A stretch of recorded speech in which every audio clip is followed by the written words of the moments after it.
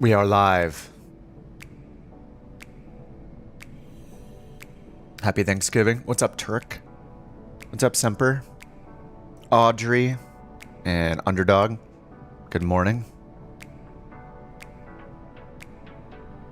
I think I'm going a little crazy. Maybe I've been looking at the screen too much, but I was just looking at the missions map, and I swear I saw ES30 or whatever mission, and then it disappeared. I pointed at it. I saw it say it's ES30, right? The Arrow Heart or Arrow whatever. That I don't think anybody's flown in career mode. I saw it. It was right here. It was one of these. I clicked it. It went to the loading screen, and I was like, you know what? I'm gonna wait. I'm gonna back out, and then I'll start on the map screen. And then it just disappeared. It's gone. You ordered a cheap HOTAS? Nice. Excited to put the controller down? Yeah, I feel like probably any HOTAS, even one that's considered like crappy, is going to be better than the struggle of using an Xbox controller. It's doable though.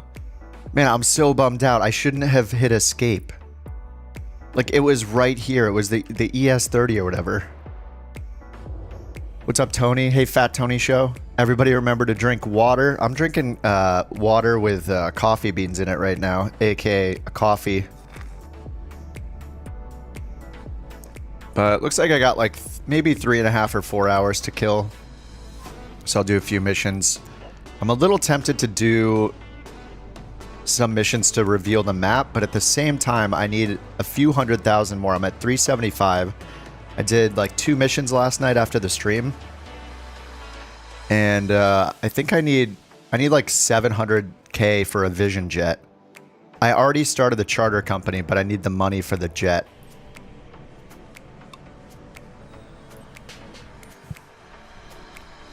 So if I go to companies, I made a 3rd company, Couch Charter. But I do not have any aircraft for it yet. And I didn't get any passive income today, or at least not yet. I don't know when exactly it happens. It might be a few hours. I'm not really sure. Hey, Ted, what's up? Happy Turkey Day to you, too. What's up, my newt? Hey, Axel, happy Thanksgiving. Even knowing you don't have it in your country, yes. Appreciate that. Yeah, so if I buy aircraft, is it a new Vision jet? The Grand Caravan's like 3 million or something, or 4 million. But a new Vision jet is 700k. There's also a Baron, which I assume seats several more. Yeah, this says family seating, so that should be like room for what, 5 passengers?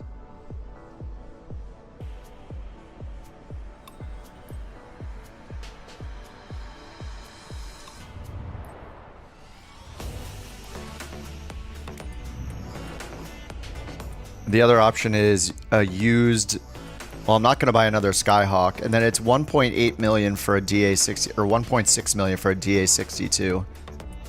So yeah, that's not worth it. It's going to go kind of the same speed and seat the same number of people, I think. So I'd rather have the Vision jet. So 700k is the goal. What's up, Jack? Something I also noticed this morning, separate from career mode, is that it looks like all the plugins or all the add-ons streaming from 2020 are no longer streaming, which is a good thing. So if I go in here and I look for like flow, yesterday it said streamed, but today it says not installed. So that's good. Hopefully it'll help people who are crashing and stuff like that. So yeah, it looks like we still have all the world updates streamed in, which is great. And then anything that's considered an aircraft is streamed in, of which I have a ton of them. And then here, non-aircraft, so livery packs, not installed and not streaming either. Lots of liveries, you know, tools, SimFX, for example. Yeah, there's still no option to install it, so that's a good thing. All right, I should probably get to it. Career mode. Yeah, I'm just gonna continue with the cargo. We got to get rid of this 172. And I looked over the map briefly, and I didn't see any. Oh yeah, I revealed a few more areas like in Europe. I know we did a bunch in Scotland yesterday. So I revealed one or two more spots over here.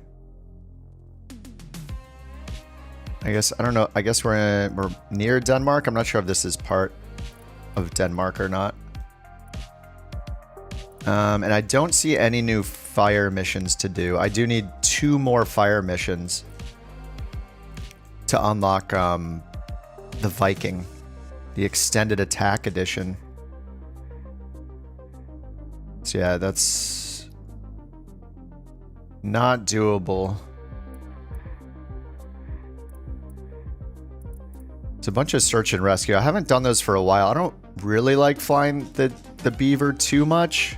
I mean, I'm gonna have to get used to it at some point. Yeah, no fires here.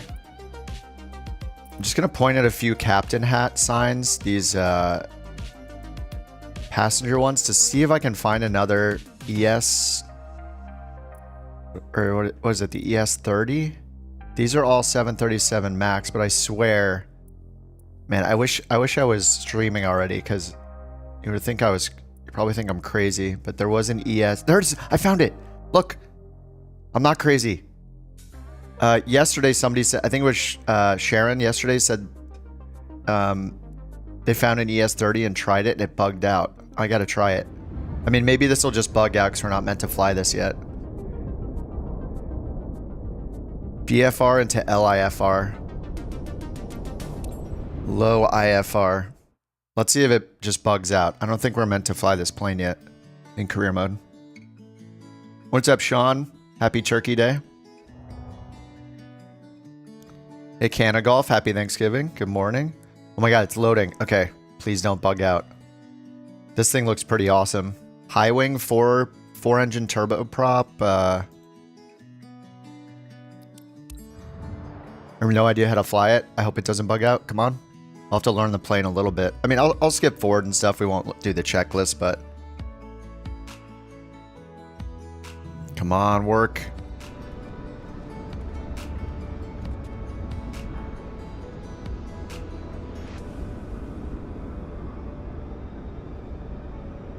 Pre-flight. No pre-flight. I haven't flown this thing at all.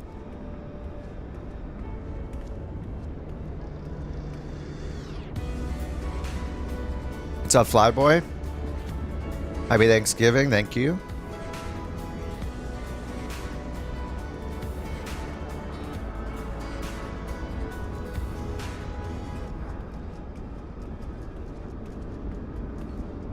Pretty sweet. Can we enter back here? No, oh, cargo.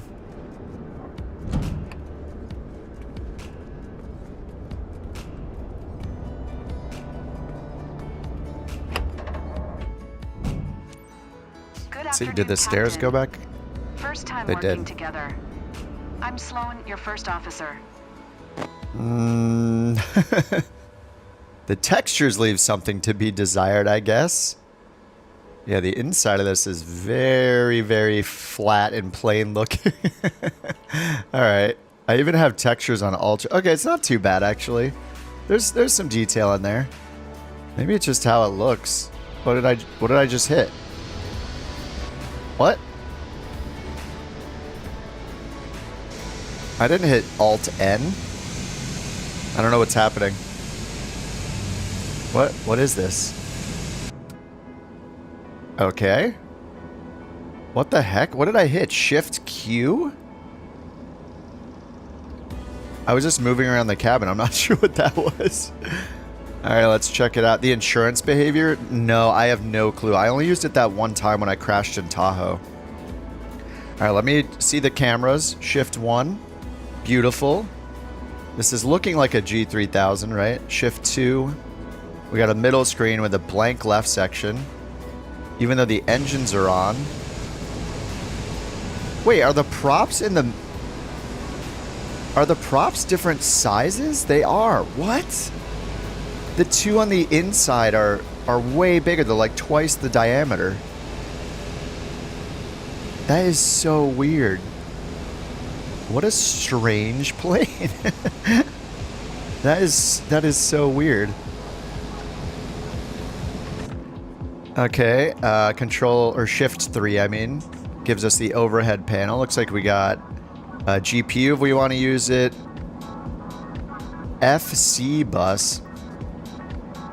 So 6 bus switches. We got our oxygen supply.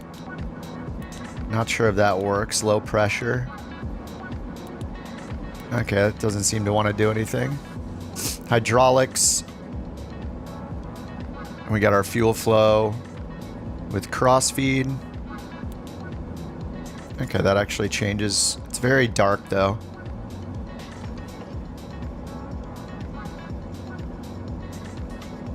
Comped temperature.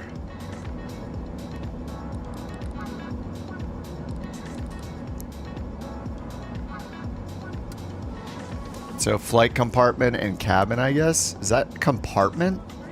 I guess? Instead of like flight deck. Landing elevation. Okay, this doesn't change anything. Okay, we turn it to manual. We can change it. We're leaving on auto. It's at 1,000. Attendant calls. Wipers. Oh, the wipers work. Let's try the fast setting. Amazing. Okay. Reading light. This is the cabin pressurization rate, I guess. And then we got our lights. Let's see if any switches work. Got to do the quick switches test. So I got a beacon switch that works. Nice. Nav switch works. Strobe switch works. Taxi and takeoff is separate from landing light. Okay. I have a 3-way switch for that. So taxi light seems to work too. We got seat belts and emergency exit lighting. That should be armed. Alright, shift 4 gives us the pedestal. We got... Okay. I'm going to have to change my controls to just all engines on my first axis, I guess. So let's do that real quick. This is where airplane-specific controls would be nice. So actually, let me see if I can do that. Can I go down here? I've never used the airplane-specific controls. So if I go down here and hit... Yeah, how do I save it just to this aircraft?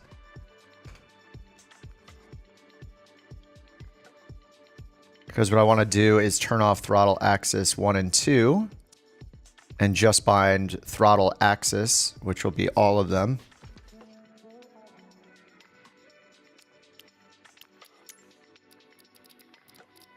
All right, I'm not sure if that'll work, but... And then I think I need to invert this. Okay. Alright, that works. All 4 engines at the same time. And then we got fuel condition levers. And then is this like a gust lock? Okay.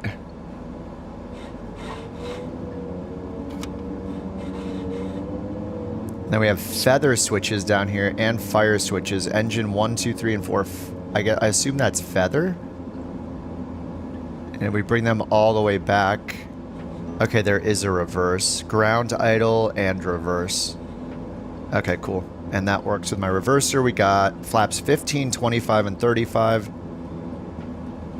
We got some lighting and fire buttons. Cockpit door is closed. Parking brake. And we got a side stick on this thing. No tray table, before you ask. Okay, and then we got our autopilot in the middle. Up here we got caution warning and chrono button. And then the autopilot with VNAV IAS mode. We got a yaw damper button. We'll see if that works.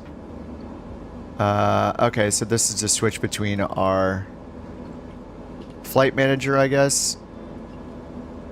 I assume that's like an FMS, and then we have our 2 radios, so we decide what our source is. Oh, that says Loc 1 on FM1. Oh, is that right? Wait, how do we change it to... How do we change it to GPS? How am I going to fly without GPS? Yeah, like this is on FM1. And when I turn it, it changes from Loc 1 to Loc 2. And then stays on Loc 2 and stays on Loc 2. Is that this side?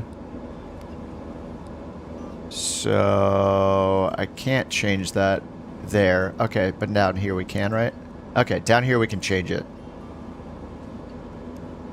Okay, so this just goes between really Loc 1 and Loc 2, so I'm not sure. Yeah, it is too clean. It's like, it almost looks low quality because of how few things there are, but if you zoom in, there are little textures. It's just so flat. Okay, so we're going to change to FMS down here.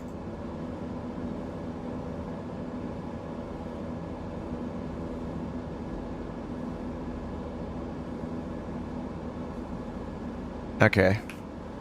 Alright, pretty cool. I think we're good to go. Let's just check the, we gotta check the back, of course. Oh, that exits the plane? Oh, wait. What just happened?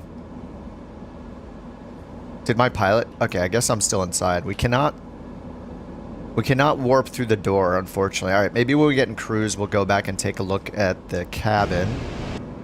For now, we can just warp inside just to see what it looks like briefly. So we got the cargo area. We saw that from the outside. Yep, we got a cabin with passengers. Dude, I love the passengers in this. Like, the variety in the avatars is awesome. We've got restroom signage. And it looks like we got a full flight. There's a chick with blue hair. Oh. She's got blue hair. Now she doesn't. I thought she had blue hair, but she's just behind this random privacy glass she brought, I guess. I don't know. Interesting. What's up, Expanse? Hey, Underdog, Rock. What's going on, guys? Hey, Nate. Which mission am I on? I just happened to find this ES-30 mission. This is an employee mission I found in the Wisconsin... Or I think it's near, like, Detroit, I think. Anyway, we'll do the taxi and everything, because I wanna play around with this thing. This is the first time I've flown in the... I think it's ES-30. I'm probably going to keep getting that model number wrong. Arrowheart ES-30. Pretty interesting. You looked up the cockpit online. It's an exact model. Nice. Yeah, it just looks so plain. But there's a lot of stuff. Oh, yeah, we have a heads-up display up here. Oh, does it work? Maybe not. I assume this is a brightness knob. Alright, we'll leave it on for a second. I mean, it should be showing right now. Alright, let's request taxi clearance. There is no... Wait.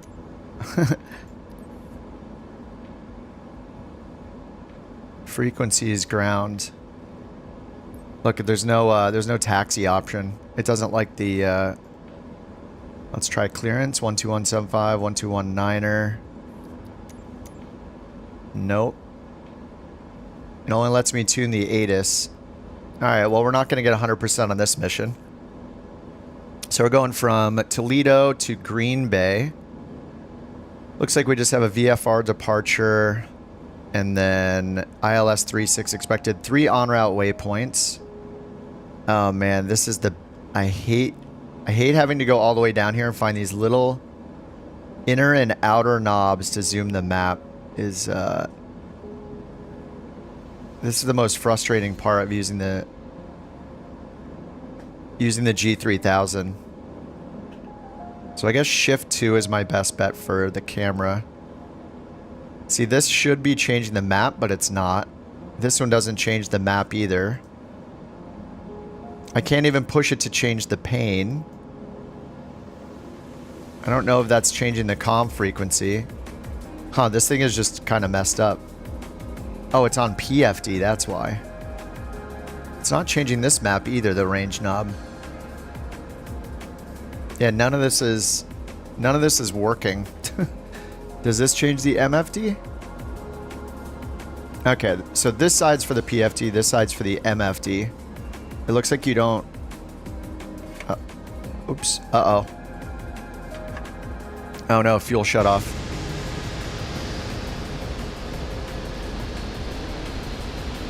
Is it shutting down? It looks like it's shutting down. We'll check it in a second. Yeah, there's also no engine information, right? Maybe this thing wasn't meant to be flown yet. There's not even any engine information. How am I supposed to know what my power settings are? No, enter isn't working either. I don't really want to skip to takeoff either. Yeah, I shut down the engines. All right, I'm just gonna hit Control E again. We'll get those started back up. Yeah, there's no engine information. Like, I don't think we're meant to fly this yet. At least not in career mode.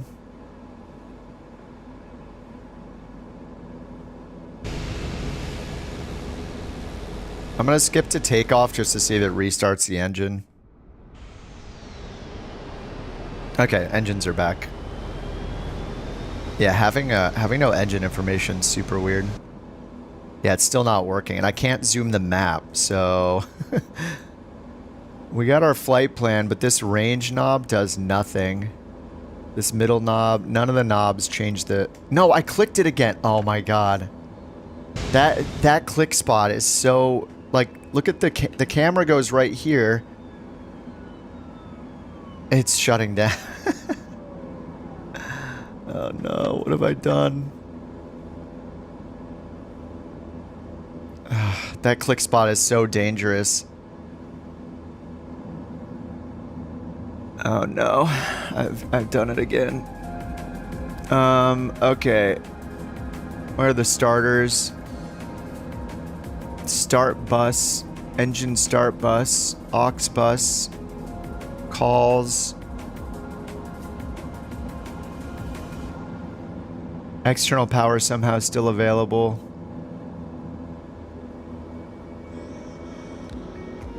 Oh, the starters are down here. Start 2, start 3. It says on. Start 4. It's A and B on the starter.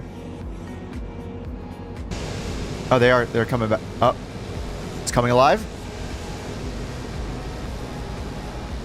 There's no engine information gauges. Okay, that's good, I think. Alright, request takeoff clearance. Toledo Tower, November 47. Alright, I think it's good.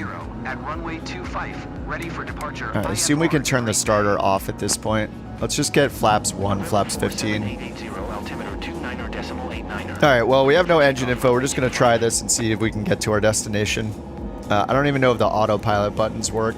Oh, they do. Whew. Oops, acknowledge takeoff clearance. Takeoff runway 25 November 47880. Alright, here we go. What's up, BISTB3? Happy Thanksgiving. Inform passengers about take. I mean, this is a cool looking plane. We just need the engine information system, and we need them to physically remodel the inside so I don't keep shutting the engines off. Table trays in the upright position. Turn off all personal electronic devices, including laptops and cell phones. T-tail's always cool. What's up, Leo? This is the Aero... Is it Aeroheart or something? ES-30?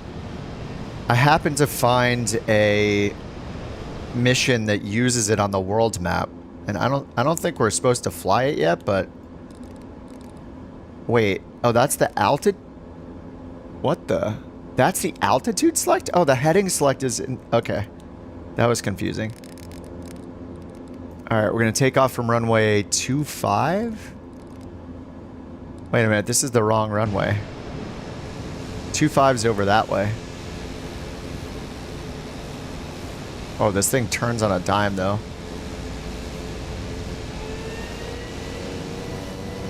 Nice turning radius. All right, let me actually go to runway 25. All right, heading, and then this is our altitude right here. Looks like it wants us at 24,000. And it's all pressurized, so just keep rolling this to 25,000. 25,070 for some reason.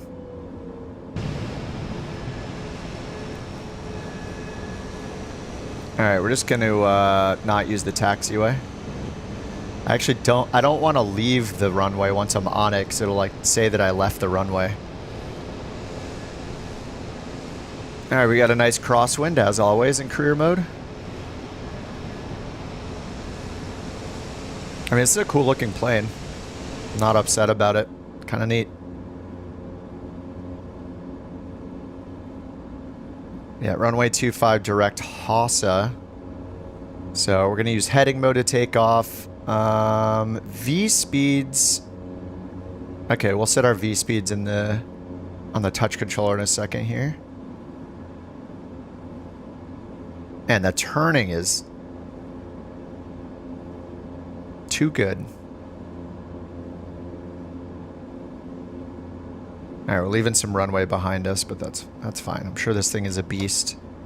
Alright, do not... I'm just not going to use this one. Oh no, I have to. Yeah, I need to like set a custom camera like this or something. I'm going to set this to camera number 1. Okay, so let's go to the V speeds here. Actually, it's going to be on this side. Alright, so we've got our rotation speed at 130. And then... Okay, approach. Alright.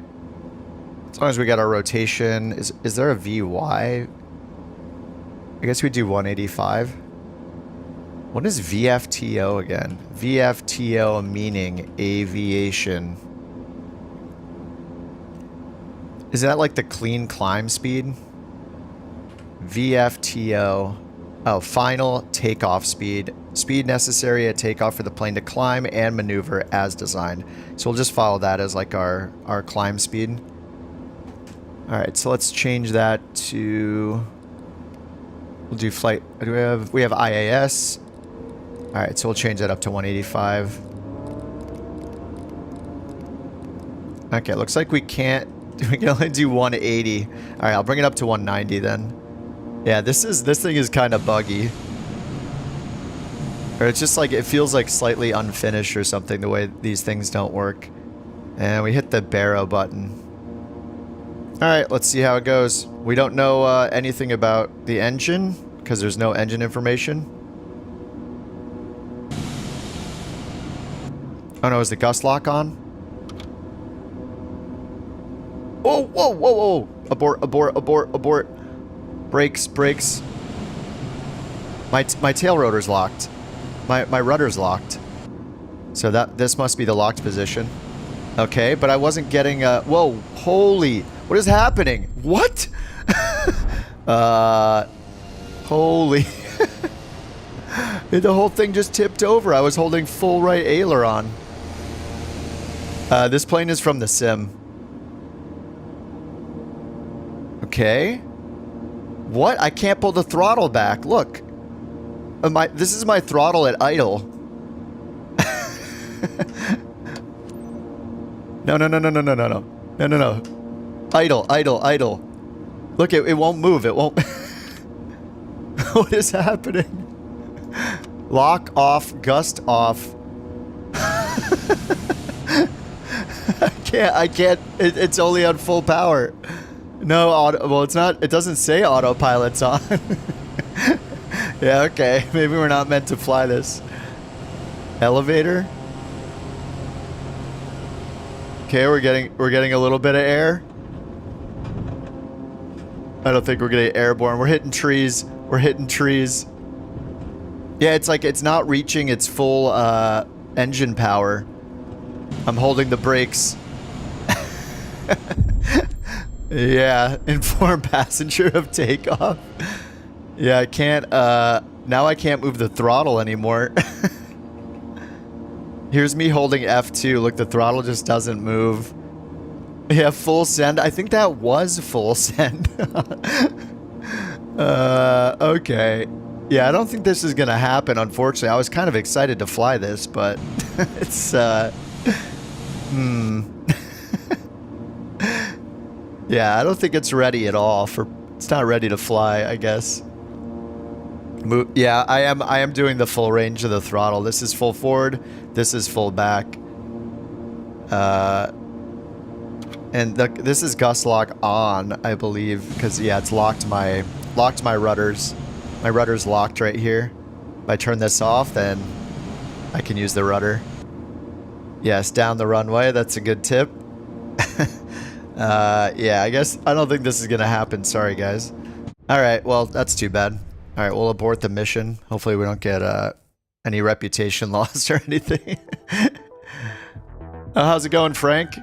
Oh, thanks for dropping in, Frank. Have a good one, dude. Happy Thanksgiving, if you're celebrating. Control input. I mean, it works. I mean, the plane is clearly like unfinished or something. There's no engine information. There's no engine information, and none of the like zoom buttons work on the avionics. Like, it's kind of weird. None of the buttons on the avionics, the hardware buttons, do anything. It's fine. Let's it's not meant to be with the ES-30, I guess.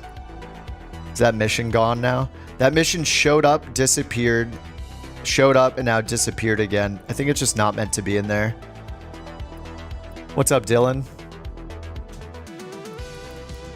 I think what I'm going to do is let's unveil some more parts of the map. I did so many cargo missions. I also need 700k, so I don't think I'm going to earn 350k in like the 3 to 4 hours I have. Yeah, I got about 3 hours. I'll probably earn like 150 in that time. So I think I want to reveal some more parts of the map. If I can find a flight that goes like somewhere in the South US, especially over here in like Texas and stuff, I'm hoping that'll unveil some more fires, some more fire missions. This is Grand Caravan, 3 hours to Homer. I want to reveal more of the map, especially in Texas. There was a max flight over here at one point. Because then if I can get the fire missions, I only need 2 fire missions to unlock the next fire. Maybe this one, the Grand Caravan over here, and then we'll take another one from here over into Texas. That's a pretty good jump to Pine Hill. We'll get in the Grand Caravan again. That sounds nice. It's been a while since I've been in that. We've just been in the 172 for like 3 days straight, so trying to change it up a bit. This will get us closer to Texas, and then hopefully we get a mission to the west from here. Make a video of speed running to get an airline. I don't even know if that's a thing. Speed running would be like, it's pretty much what I'm doing. I mean, I've kind of been going nonstop. You know, minus the mistakes of selling planes.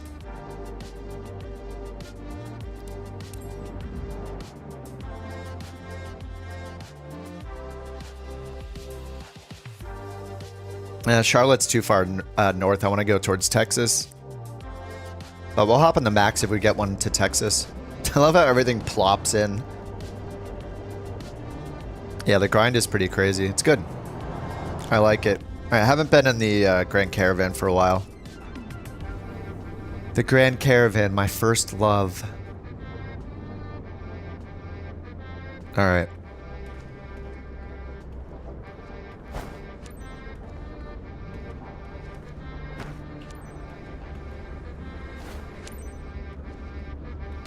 Static port cover. Hey, where'd the static port cover thing? I didn't remove it, did I? Where is the static port? Oh well. Let's hop in. All right, let's do the skip. Sensitive cargo containers are designed to withstand. It's a long route. Steady flight speed and adjust accordingly. A timely and any charts? No charts. No weather information. When they just fix this bug, it's suddenly everything's going to be cooler. When all of a sudden we have, let's skip to takeoff. When all of a sudden we have all charts, at least at the major airports. All right, let's get the CDI changed to GPS mode. Set the altimeter, announce the takeoff. Let's check our route. Kilo Juliet Echo. Taking off whoa. Yeah, this is going to be a time acceleration mission for sure. So we're flying from West End to Pine Hill Municipal. Small airport at 100 feet elevation. It's got a long runway though. That's going to be like a 4,000 foot runway, so that's good for us.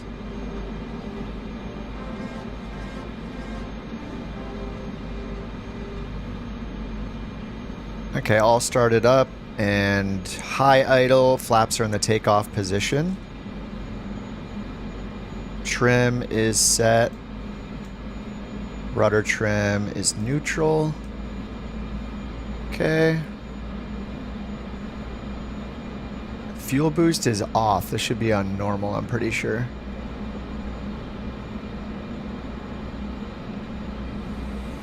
Okay, and then lights, we got all the lights on. Parking brake. Okay, parking brake is off. Enter runway 12. What's our cruise here? Oh yeah, we need beta mode now in this. Cruise, looks like it wants us to go to about 11,000.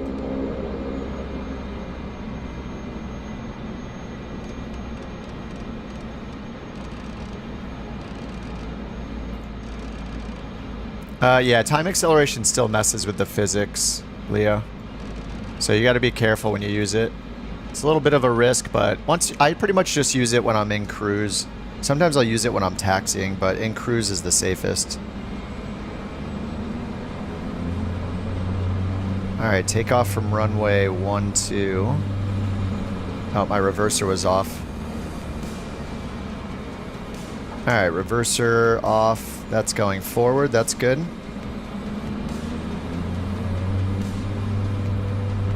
Alright, we'll just watch the torque. Rotate at 70, climb at 95.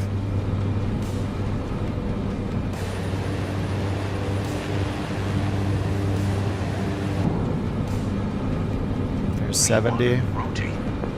Oh yeah, we got a co-pilot this time. I kind of like it when there's a co-pilot and they say like rotate and they give you tips and it's kind of neat. They'll call things out. Alright, let's gain some speed. Freeport approach Cessna Alpha Alpha. Kilo Juliet Echo is type Cessna Caravan 1 mile southeast of Mike Yankee Golf Whiskey 300. The flight director on. Request flight following. Cessna Alpha Alpha, Kilo Juliet Echo Freeport approach. Squawk 4754. Alright, let's get the flaps up. And reply. Squawk 4754. Cessna Kilo Juliet Echo. Cessna Kilo Juliet Echo radar contact 1 miles east of Mike Yankee Golf Whiskey 900 feet. Altimeter What's up, Jan? 0.02.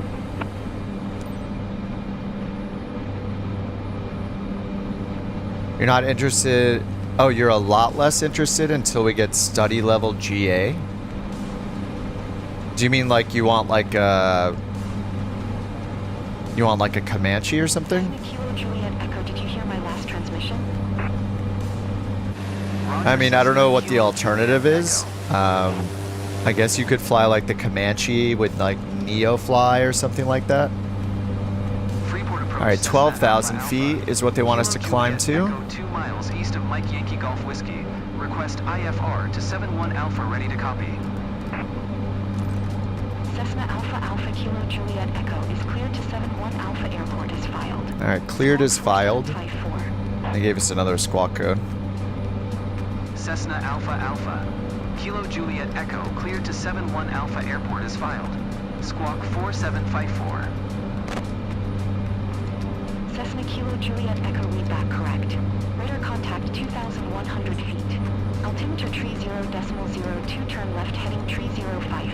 Pbeg, Brax. All navigation climb and maintain What? 12,000 feet. Okay, 12,000 feet. Resume on navigation. Turn left heading tree 05. Proceed on course climb. Alright, 305. 12,000 feet. Cessna Kilo Juliet Climb maintain Echo. 12,000 feet. Flight level change and 12,000 feet. Alright, let's get autopilot on. Yaw damper on. Should have got yaw damper on like right after takeoff, I think. Yeah, the flap sounds are pretty good in this. They're pretty loud too. You notice them. Alright, let's pull back the. There we go. I mean the like the Grand Caravan and the 172 have like full-on wear tear failures, circuit breakers, like Kilo Juliet Echo Miami The only like study level GA I can think of is like the Comanche, basically. The Comanche and maybe the M500, but the Comanche is, you know, is very hard to beat. It's extremely detailed. Yaw damper's on the autopilot right here, YD. It's good to find if you're gonna fly something like the Grand Caravan, or like the Vision Jet has a yaw damper, but it's automatic. It automatically puts it on shortly after takeoff. I think it's based on your height above the ground. It'll automatically turn it on and turn it off when you're on short final for landing. But that's pretty much the usage, is just you turn it on shortly after takeoff and shortly before landing you turn it off. But I have a button bound to it on my stick as well. Yeah, Comanche to 2024. I mean, there's no way. Like every developer is going to go on their plane on 24. Like, it's the newest sim. 2020 will go away at some point. It just makes sense. So it's just a matter of time. All right, this is a long flight. 4.5 hours. Well, we're in the climb, so we'll see once we get into cruise. Yeah, we're gonna use a lot of sim rate acceleration here. Yeah, the Kodiak is a good one as well. Yeah, I mean, black square planes in general. Yeah, black square. Yeah, so black square, FS Reborn. You know, Just Flight stuff isn't bad either. Like the Tomahawk, I really like the Just Flight Tomahawk. That has a full walk around mode too. Yeah, the Comanche and the Kodiak. I haven't flown the Kodiak in a long time. But I mean, with these planes, because of career mode, these planes getting wear and tear, maintenance, failures, you know, circuit breakers all work. Well, I haven't tested them, but I mean, now we have working circuit breakers in these default planes. They're just getting better and better. So I don't know what else we could ask for in the career mode right now other than more planes. You know, we want it to be multiplayer, of course. We got our wish list. Do I think the default piston and turbo engine management isn't accurate? I mean, I don't fly any of these in real life. I would just be Googling like real world pilots and see how accurate they think it is. So it just matters who was like consulted in the making of these planes. So as long as the general speeds and the flight characteristics are there, and you know, you have the speeds are the main thing, I guess. You're not going to get a physical feel of any plane, right, in this sim, so there's only so far it can go until you need to fly the real thing if you want any more realism. But, I mean, with this, I mean, I don't know what else we can ask for, really. When it gets to the point where it has wear and tear, failures, it's integrated into career mode, and we can buy, rent, and maintain or you know, fly it as an employee where we don't own the plane. We have tracking for how well we did on the flight, how well we did the ATC communications, our landing and flight performance. Like, I don't know what else we could have. So once, you know, everybody wants their favorite planes to be career mode compatible. So eventually we'll get that. It's just a matter of time. So I'm happy flying these like enhanced default planes. They're better than they are in just feature-wise in 2020, so I will take it.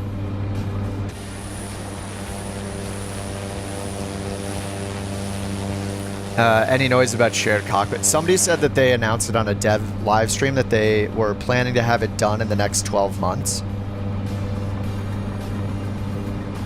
And I mean, they added in-game voice chat, so there's voice chat built in. So if you party up with somebody or group up with them, you can use voice chat without using Discord. So that's probably a feature that they decided to add, I hope, because of shared cockpit.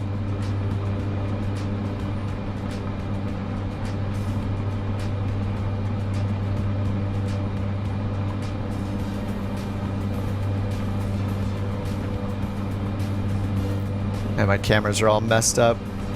All right, this is gonna be one, and put one back here. Yeah, I'm gonna accelerate, otherwise we're never gonna get there. It says 4 hours and 30 minutes. Pull that ITT back a little. Make sure our flaps and everything are up. Yeah, full props, full forward right now. We're at 8,000 feet. No need to lean mixture. You gotta love it. Probably turn the pitot heat. It's still warm. It's 11 degrees. I'll turn it on now. It's gonna get a little colder. Okay, that's all off.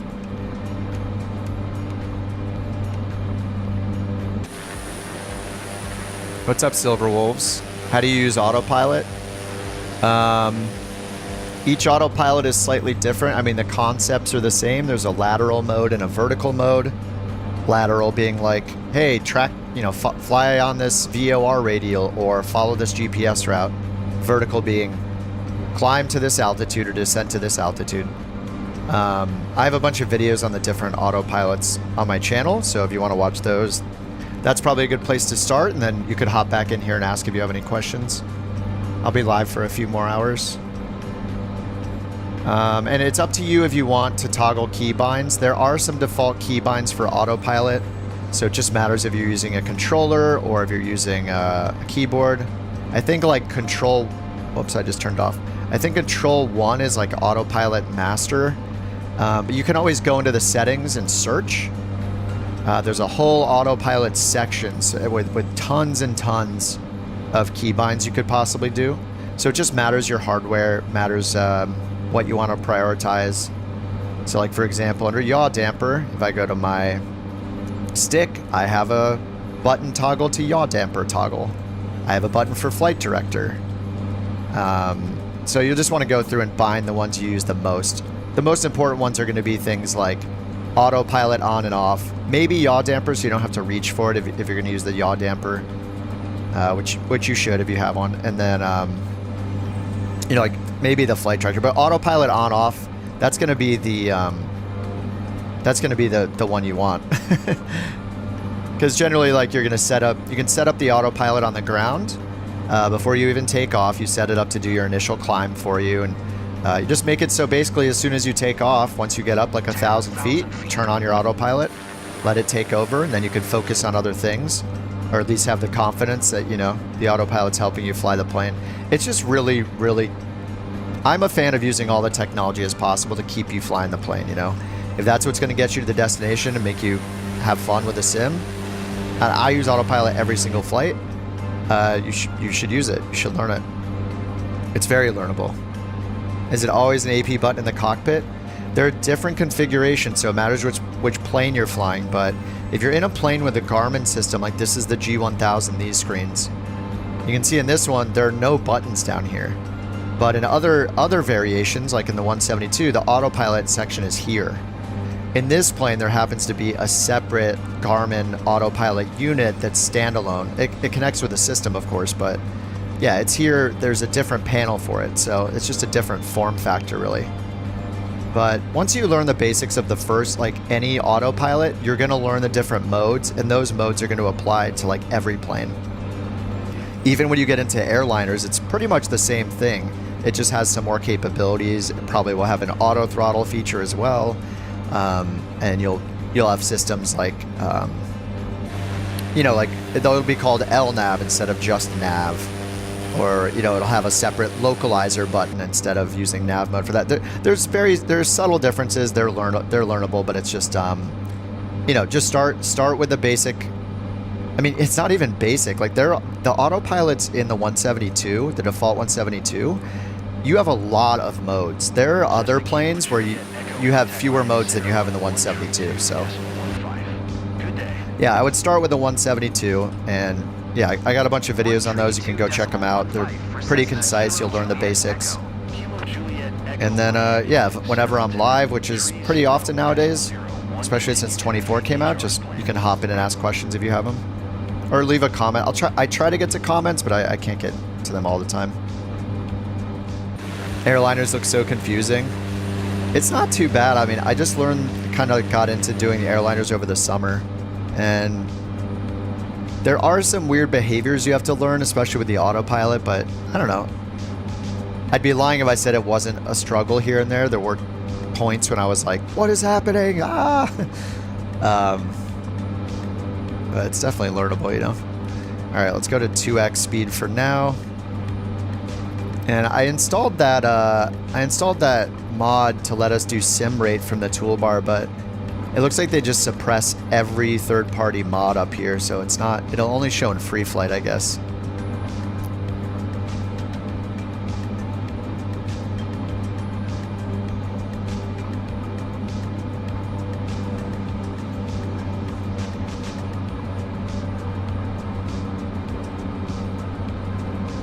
Alright, I'm just going to pull the prop back to 1800. It's our fuel flow. 442 pounds per hour. So we got... let's put our endurance up here. So we use the outer knob and go to aux. And then system setup with the inner knob. Unless you have... If you have Navigraph, it starts on Navigraph, but... Or if you don't have Navigraph, it should go straight to system setup. And we're going to turn on the cursor and change this one. I'm going to change this to endurance.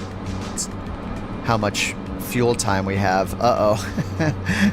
Alright, maybe we'll do an in-flight refueling. We'll see. We still have the descent, so maybe we'll just have enough fuel, but that's kind of scary. Alright, I'm going to go to 4x speed now, because if we don't, this is going to take an hour and a half. At least in 4x speed, we'll bring it down to like 40-ish, 45 minutes. Wobble, wobble, wobble.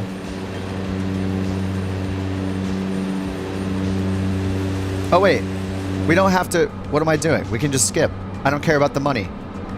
Yeah, we're skipping. We're skipping. So I'm using the skips in this case because the point is to just get to the location. Because really, this is just like... this is not my own company, so we're not going to earn that much money anyway. The whole point is just to get to the destination. Are the flaps back out? They are. What the? They put the flaps back out. So yeah, I'm doing the skip just because all we need to do is get to the destination. That'll unlock... I'm trying to unlock parts of the world. Unlock the map. Alright, let's get heading mode back going here. Heading mode. Autopilot on. Altitude hold mode. Kilo Juliet Echo, 12,100 feet. Alright, let's see which approach they put in for us. No approach.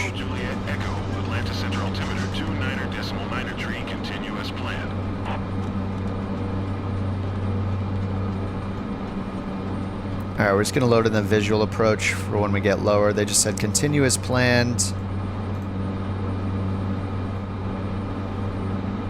What's up, Somnium? We just took off from...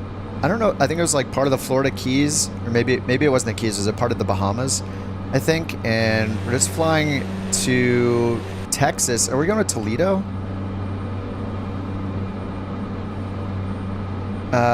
Not in Texas. I think it's Toledo, right?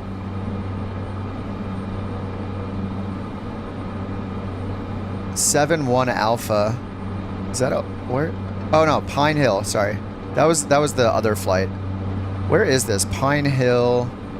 We're like east of Texas. We're in like Louisiana, maybe. (7-1) Alpha Airport. Let me look that up. Pine Hill. Oh, it's in Alabama. Okay. So we're going to a small airport in Alabama. I'm basically just trying to reveal parts of the map, aka the Earth, so we can get towards Texas. And I'm hoping when I reveal some areas in Texas, I'll find another firefighting mission. And I need 2 more firefighting missions until I can unlock the next firefighting specialty, which is like the bigger fires in the Viking.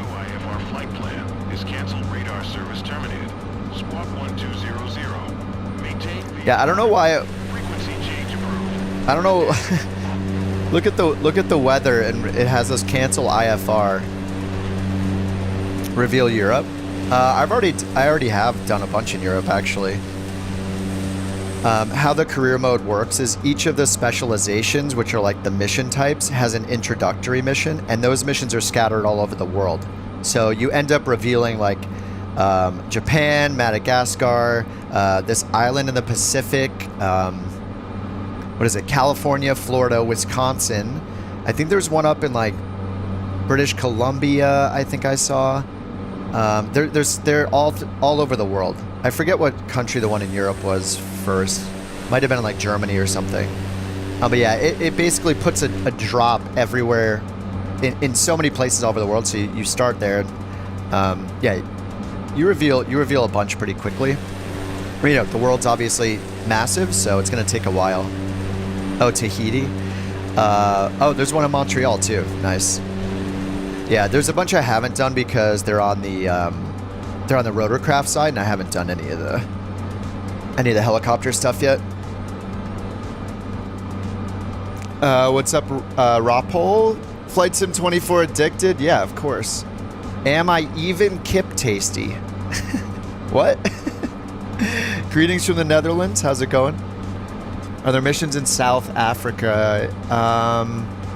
Probably. I mean, there are missions globally. I just haven't revealed Africa itself.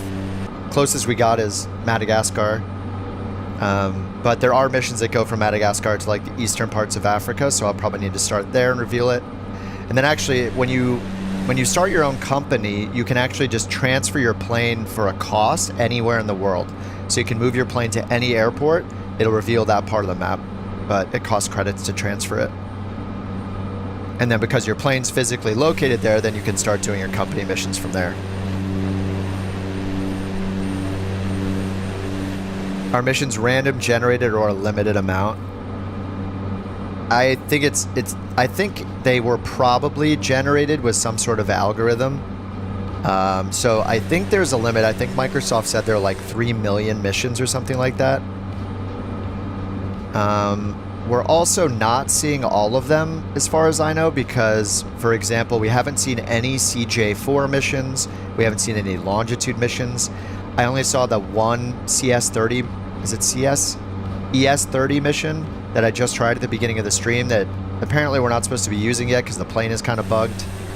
So, yeah, I think they said 3 million.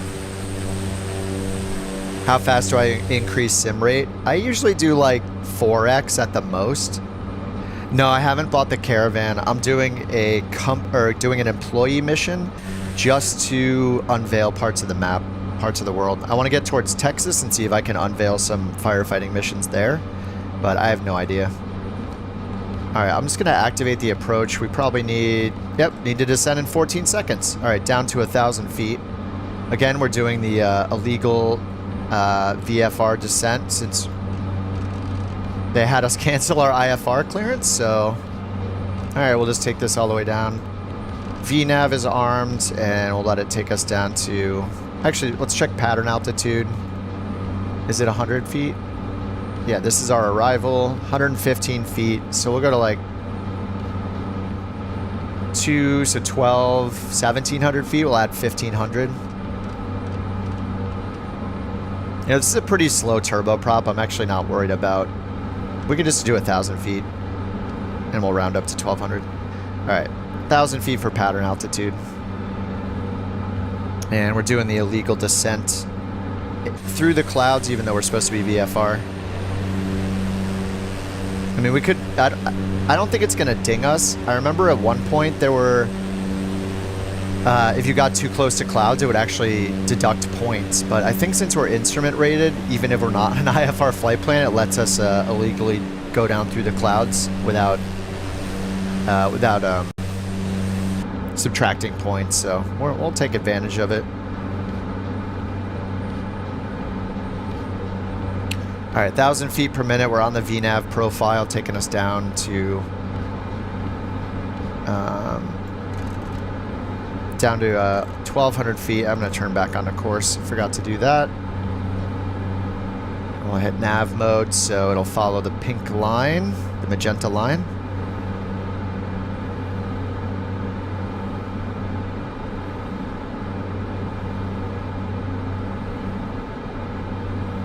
And I guess we can... I wonder if we can put in the visual approach on this so it's accurate. Probably not, because, I mean, we did a direct too, so it's a little weird. Pattern teardrop.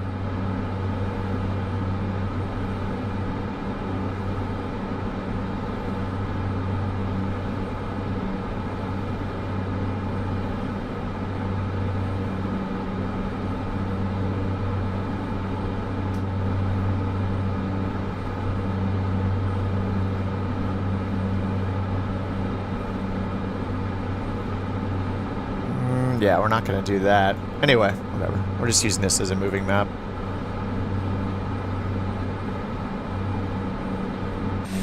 What's up, S-Tide? Happy Thanksgiving, thanks. Can you fly most aircraft? No, it's pretty limited. The reason it's limited is because they have wear and tear and failures. So there's only a certain number of aircraft that are compatible so far. And over time, we'll see more added. We'll see third-party aircraft added, but it's probably a bunch of work for them to make their aircraft compatible. Because all of these, like, you can see that unlike in Flight Sim 2020, the circuit breakers work in this. Same with the 172, same with the other planes you get in career mode. Like, the ones that are compatible seem to be the ones that can support the wear and tear, the failures, like the damage, basically. So if they don't, then it seems like they're not available in career mode just yet. So we have a bunch of planes. I mean, there's enough. There's enough to still enjoy career mode. You know, we have the 172, the X-Cub. What is it? I haven't flown the Norden, but I think the Norden's available. The Zil Norden. We have the Grand Caravan, the Vision Jet, the TBM 930. We have the 737 MAX, which it's an Asobo one. It's not too bad, actually. I flew it a few times. It works just fine. It's not like going to be PMDG or iFly style, but it's pretty good. Yeah, I haven't flown the Norden at all yet. What else am I missing? What other planes do we have? I think I said the X-Cub already. The PC-12 does not work yet. I think somebody bought it. The Beluga. There are no missions for the Beluga, though, because the heavy flight is locked. That's the one thing that you can't unlock. But there are enough planes and enough grind to have you do in the career mode. You know, we're already at the point where everybody who's been doing it is so sick of the 172, but, you know, we're forced to fly it because we can't afford more.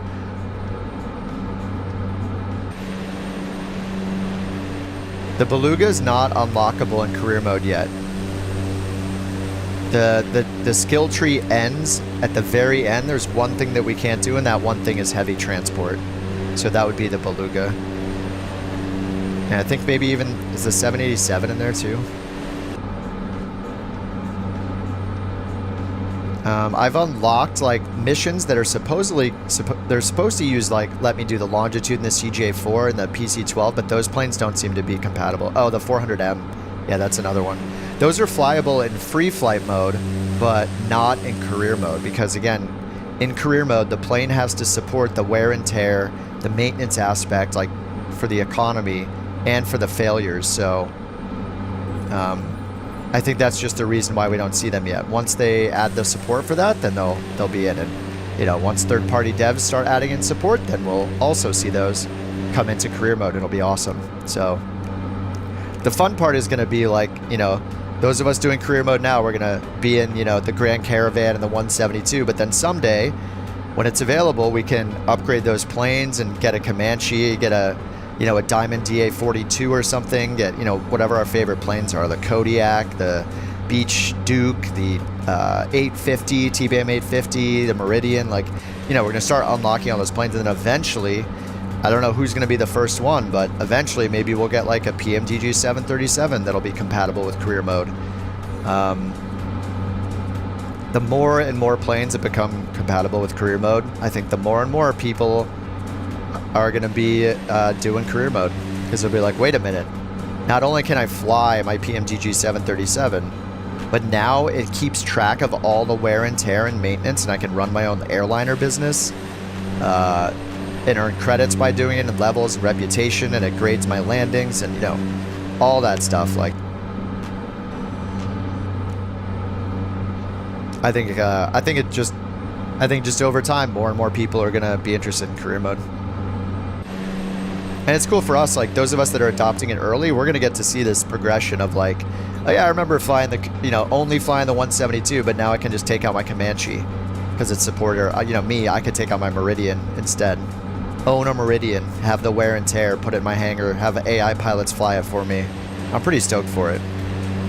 And just the same way we're excited when like a hyped plane comes out in the marketplace we've been waiting for, we're going to be just as hyped when all of a sudden it's like, you know, so-and-so announces that this is now available for use in career mode. I think it's going to be cool. And he builds, yeah, and he builds planes first. That would make sense. And really any plane that already has some wear and tear built in, like the Comanche, some of the Just Flight planes, all the Black Square planes, the FS Reborn planes. Yeah, I think we can expect to see all of those in career mode eventually. I hope so. Yeah, it's been a while since I've flown the Comanche, but man, I would love to have the Comanche in career mode.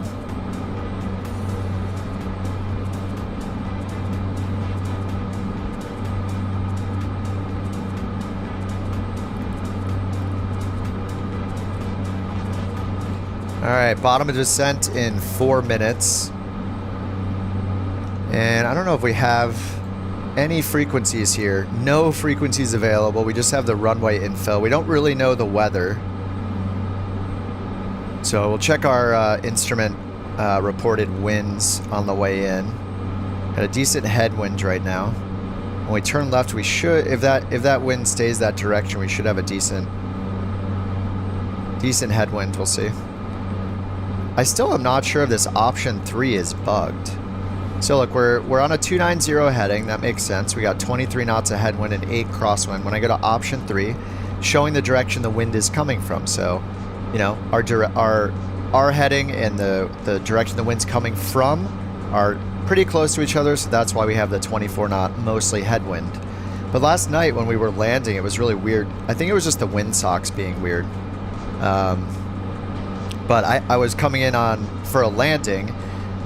This showed that I had a tailwind, but the windsock showed that I had a headwind, so it was really confusing. But this is a really nice way just to compare your heading.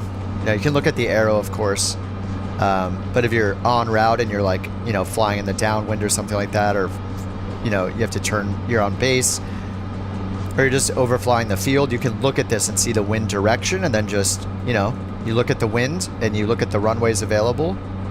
Whichever numbers are closest, that's the best runway. If there's a runway 27 or runway 28, that'd be great for this right now. But if there's a runway 12, you're like, maybe not. Maybe not 12, or maybe not runway 19. That would be a full-on crosswind. So I like option 3. I just don't use it that much. I'm usually here on option 1 just to see my components. Kind of want both, but that's not an option. All right, we have a visual of the ground. All right, 4 miles ahead of us, slightly to the left, maybe over here, and it's a hard surface runway. 1,300 meters is like, it's gonna be like close to 5,000 feet.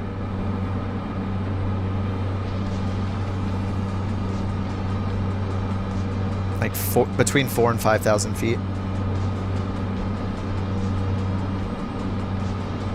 All right, let's get the prop full forward. Got all our lights on. What's the outside air temp? 13. We can turn off our pitot and stall heat. You'd like to see them add more progression stuff, like buying a hub for your aircraft, planning your own flights. I mean, you can't make your own routes yet. Yeah, that would be really cool. But I mean, at least right now, there's so many that, I see what you're saying. You want them all to come from a specific airport. And right now, they're just like randomly around the area. So yeah, that would be awesome.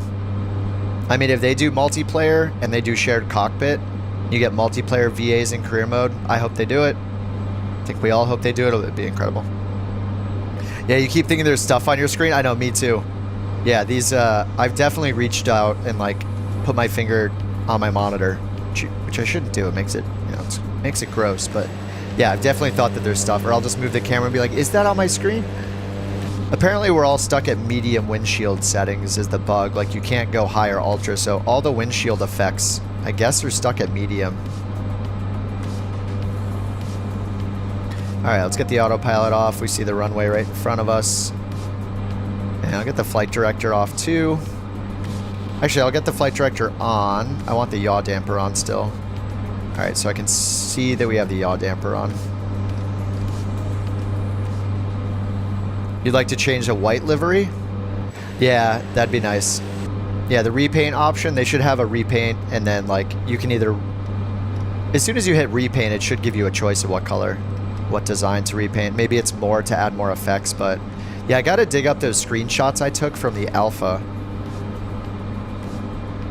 Man, this shaking is crazy. This isn't wind. It's not showing wind.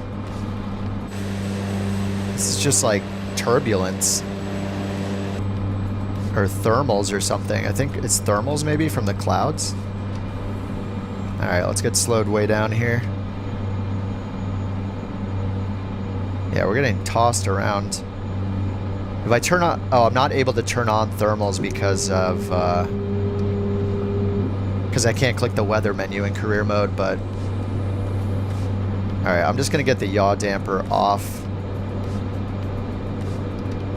And we'll get flight director off too.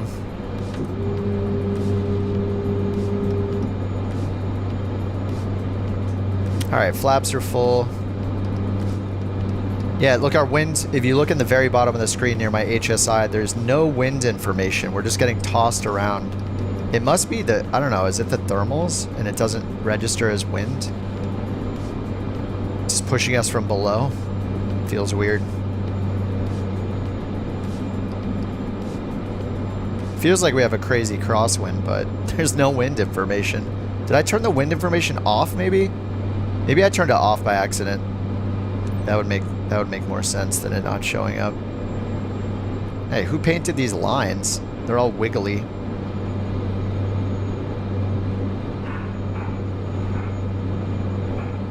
Whoa, whoa. Steady.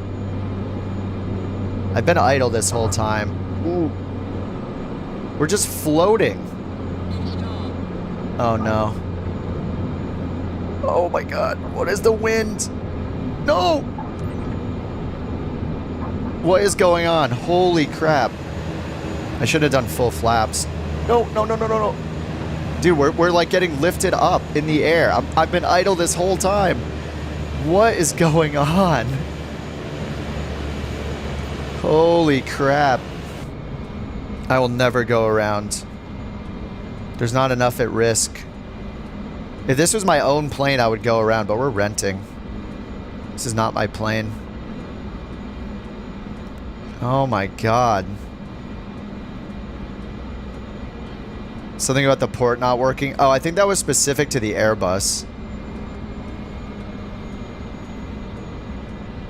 I did see that as well. I think the wind information, I think I turned it off. Yeah, I turned it off. Whoops. No wind data. Yeah, on the ground we won't get wind data in the Garmin either, but yeah, the windsock was going nuts.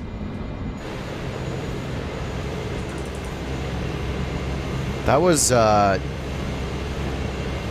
some of the worst. I mean, I also think this is why usually we end up not using the quote-unquote realistic setting for turbulence, because it's like supposedly very inaccurate. Yeah, that's the windsock was going crazy, gusting. I saw it as we were quote-unquote landing, if you can call that a landing. Yeah, I accidentally turned off the wind info. Oh well. I'm okay with risking it when we're doing these employee missions. If this was my own plane, I would have gone around, double-checked the wind setting probably at that point, but... Or I'd like to think so, at least. Alright, strobe off, taxi light off.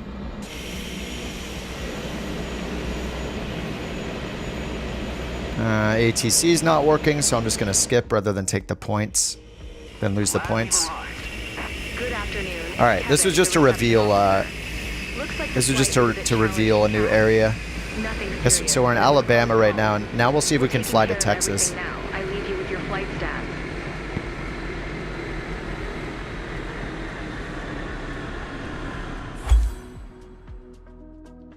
I was hoping the tornado on final effect from Flight Sim 2020 would not be in 2024, but it seems like it is, and maybe it's worth turning turbulence to medium.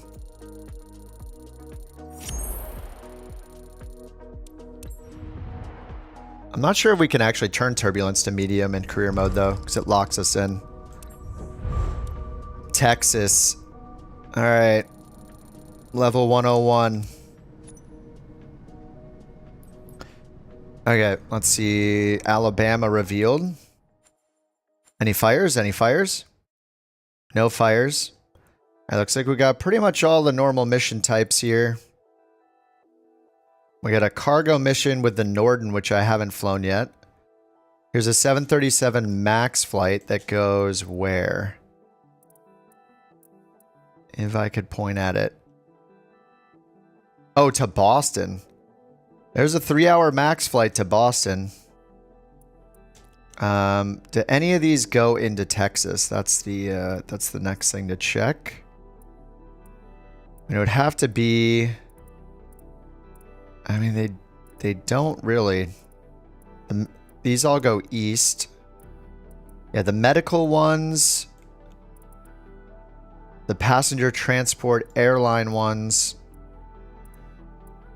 and the cargo ones are our best bet, and none of them go to the west. I feel like I want to unveil Boston then. Yeah, let's go up to Boston. I just kind of want to unveil the map today. I'm not going to earn enough in the next couple hours to be able to purchase the Vision Jet, so. What's up, Pondimus Maximus? Have a great Thanksgiving yourself. How do you repaint your own? You cannot repaint your plane in another color yet, unfortunately. Let me see if I can find those screenshots I took while we're loading in here. I have to dig them up. I took them during the alpha. I believe that was in October, right? So if I go to... I have like a screenshot archive because I take so many screenshots. And if I sort it by date and go back there, I can bring them up on stream. And you guys can see what I saw in the alpha. Which was a livery creator UI. It was very like, it was like half implemented, but I'm hoping we're going to see that pulled back in. Okay. Okay, here's the beta. I'm going through my screenshots. It would have been on the last day. It was like the very last thing I did.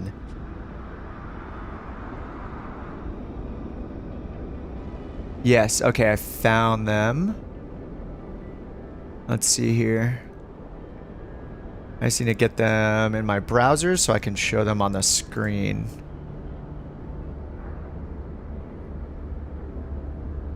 Okay, there was used aircrafts.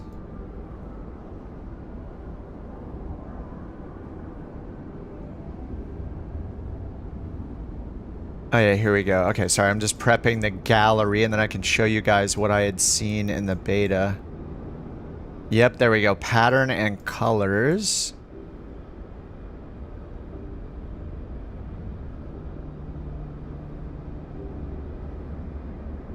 Sorry, one sec. I gotta get them, like, drag these into my web browser. And this one? Okay, yeah, here we go. So this was, this is from the alpha. This was in October when the alpha was available for that weekend. So you named your company. The UI was a little different. It looks like placeholder. And then you got this. Company livery design. This was a screenshot I took on the last day. I think I got to like level 10 or something and it unlocked it. So you could click pattern, colors, and logo. And you can see it wasn't like fully implemented. Like it was just changing the color of the wings. So this was in the alpha. But this is not in what we're playing now. But I took screenshots because I was like, holy crap, you can see you choose like 4 colors and change them. I chose like, it's funny, I chose the teal color. I think that was default. But you can see that it's not affecting all the parts of the plane. So clearly it was in progress. But yeah, and then there was colors, logo, and pattern down here. So I'm guessing they just like weren't ready for release, so they pulled it out for now. So it's just giving us random colors, but I'm hoping that they bring this back. Like I'm hoping they're just still working on it because it was such a cool idea.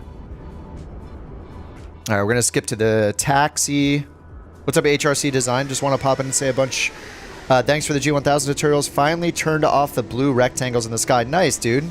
Yeah, turning those off is pretty nice. I think for like certain missions, they're super helpful, like especially sightseeing. But yeah, if you're doing just the cargo or the passenger transport, it's really nice to be able to turn them off. So nice, dude. Yeah, G1000 is life. Autopilot is life. We're just going to skip to takeoff, then I'll do this setup, and then we'll take off. So we're going to fly from... Where are we? We're in Alabama still? Why do I swear I don't press my mouse button, middle mouse button. Apparently I do all the time. Montgomery to Manchester. Okay. So nearby to Boston. And then we got runway 28. Just a direct departure, no departure procedure. Then we have an arrival down here. It has pin charts for us, including the arrival. So we have the arrival chart. Nice. Coming from the west. I'm guessing we're doing Moo Cow. Oh no, it's via Smith. Okay, and then into Manchester. So let's go ahead and get this set up. Looks like 350 is going to be our cruise altitude. We're just going to set everything up for a straight up climb to 350. We use VNAV, so all we do is set 35,000 here. If you want to do extra credit, you can go up here, turn your lights on, and set up 35,000 for our cruise altitude for pressurization, so we don't, you know, die. Let's also pull in the elevation of Manchester, 227 feet. We'll round that up to 250. Okay, that is set. Let's go down here. We need to do our performance real quick. Turn the brightness up on this with the mouse wheel, clicking it a bunch of times. Man, I need to just disable the middle mouse click. I do that way too much. All right, position init. Can skip that. Montgomery to Manchester. Performance init. 0 fuel weight. All we do is go to plane, flight performance, mass and balance, and look at our gross weight. We just want this gross weight to say this number. So it's going to be 140 minus 25. So 140.2 minus 25 gets us 115.2. So we'll put that in 0 fuel weight. And then 120 or 140.3, yeah, 3 if we round up. So that's good. Reserves, I'm just going to put in a fake number of 3. Cost index, let's do 100. The lower the cost index, the slower it'll go. Pretty much the less fuel will you use, but the longer it'll take us to get there. Cruise altitude, that was from our flight planner up here. This is what we're expecting is 350. That's 35,000 feet. We'll put that in. Now we can just hit execute. So by putting this in, I mean, pretty much all we're doing here is putting in the 0 fuel weight so it knows how much we weigh. We're just putting in a fake reserve fuel just so it has it. I don't know exactly what Microsoft loads in for reserve fuel, if anything. Cost index, you can put in what you want. Like you can put in 10, you can put in 200.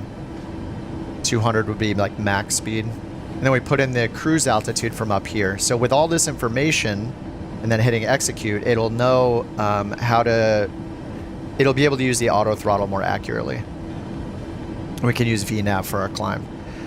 Okay, we're going to leave all this alone. We're just going to do full takeoff power. So we're going to skip the N1 limit here. So we're not limiting our takeoff thrust in any way, our climb thrust. Here for flaps, we're just going to look at what it preset. It's standard to do 5, but you can just check to see what the sim thought we should use. So we'll just copy that. We'll put 5 here. And that's going to automatically calculate our rotation speed amongst our other speeds. So our committed to takeoff speed, V1, our rotation speed, 131, and then our V2 speed, which is 1 engine out, how fast we need to go to stay airborne, is 144 knots.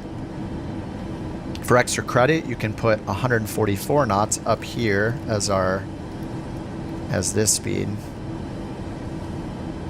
in the window.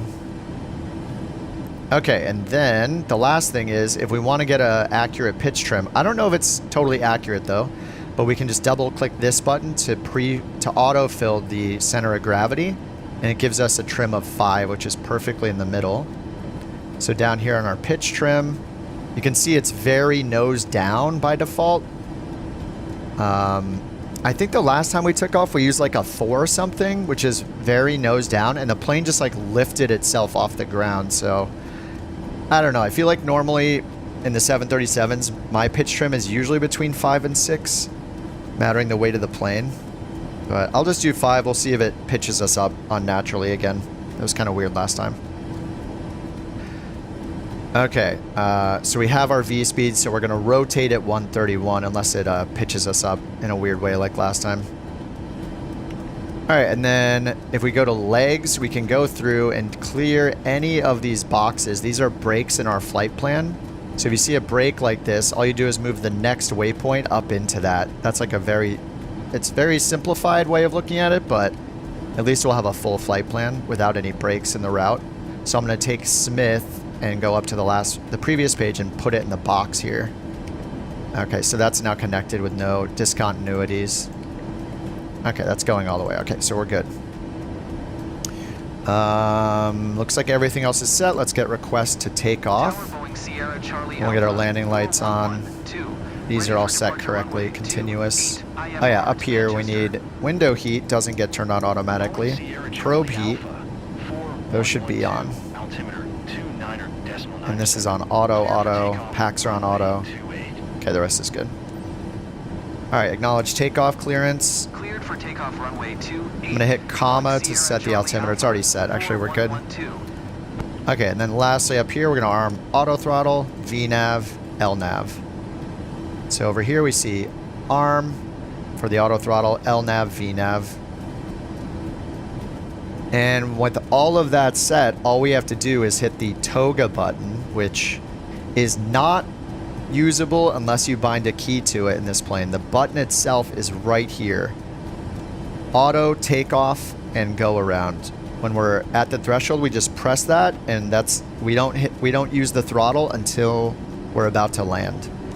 And if we use an auto land, then it'll use the throttle for us until we land. So please fasten your seatbelts and secure all baggage underneath your seat. How do you manually start the descent before top of descent? If you want to use VNAV, you can use the VNAV direct button on the right screen. You have to like highlight a waypoint first, but if you want to descend and not use VNAV, the top of descent is based on VNAV, vertical navigation. So it's estimating a path of descent for you. If you just want to do it manually, you can just use a mode other than VNAV. Pull your selected altitude down with the altitude knobs, and then you'll want to use a mode of your choice. I would recommend vertical speed mode, so you hit VS, and then there's a little wheel that says nose up down, or sorry, the buttons say nose up down. You hit those to nose down at a rate of descent you want. So like, say if you're in the 172, you probably want like 600 feet per minute or something like that. And that'll just descend at that rate of descent until you get to that selected altitude. Just make sure you pull your throttle back so you don't overspeed. What's up, London? How's it going? Just finished watching yesterday's stream. Nice. During missions, what are the steps to get waypoints active in the G1000? During missions, it should put the flight plan in for you automatically. You just need to learn the basics of the autopilot so you know. And I have a bunch of videos on the Garmin on the G1000 autopilot.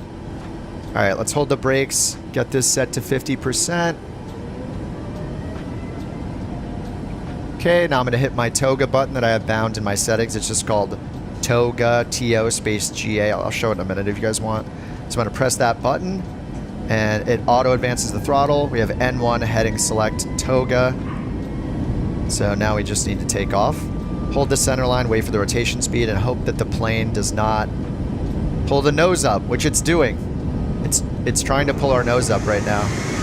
I'm holding the stick very far forward to prevent it. Now I'm releasing the stick and we're going. Okay, I think there's something wrong with the trim. All right, let's bring the gear up. Let's turn those boxes off. Yeah, something is wrong with the trim. So it seems like that nose down trim. Maybe don't set the trim in this yet. Just leave it. Leave it at the very nose down trim position is probably a better idea. 120.55. Good day. All right, we're gonna acknowledge that, 120.55. Boeing Sierra Charlie Alpha. and we're gonna go ahead and put flaps 2. So we just look at the flap Atlanta position. Center, Boeing Oh my God. Sierra Charlie Alpha. Flap positions are shown here. So we were above the flap 5 position. Climbing flight level tree So I put it to flap 2. As we trend up towards the number 1, I'm going to put flaps 1 up, or put it to flaps 1, and then once we get to the up text right here where it says up, so now we're at 1, so I'm going to put flaps 1, and once it's about to pass up, then I'm going to put the flaps all the way up. Just have autopilot off for now. All right, now it's trending towards flaps up, but we're slowing down because I'm pitching a little bit and turning a little bit. So I'm leaving flaps 1 for now, just until we finish this turn and it's trending faster.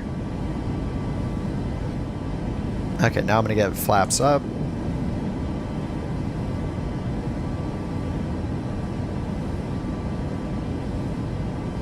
I don't know why it always hides the yoke by default too. It's kind of weird. So auto throttle's been on the whole time, so I'm just trimming and... until we have passed 10,000 feet. Oh no, I should have used autopilot. Or followed this more accurately. We can't go above 250 knots under 10,000 feet. Whoa, why is it so wildly changing? Okay.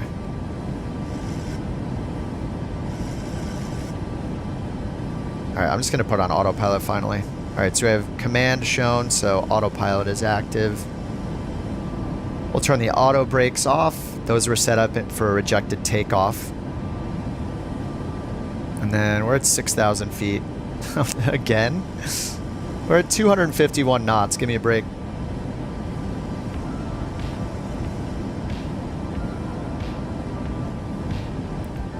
So yeah, Earth Shine. Just I have some videos on it. You know, you can watch somebody else's videos, whatever. But just learn the basics of the autopilot, and you know, it'll go a really long way if you want to use the autopilot. If you learn the G1000 too, the G1000 is used in a lot of different planes, so you just learn like one system and then you're able to fly in a bunch of different planes. So I would recommend just learning how to use the autopilot.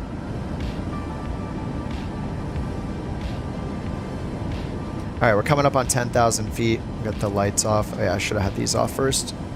Or those off earlier.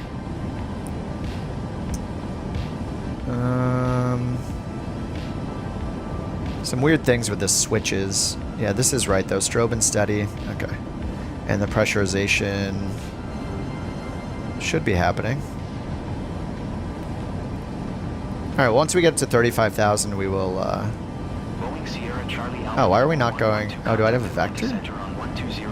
LNAV never got activated. So let's double click that. Direct to Zorel. LNAV is on. We should go to the one after that, maybe.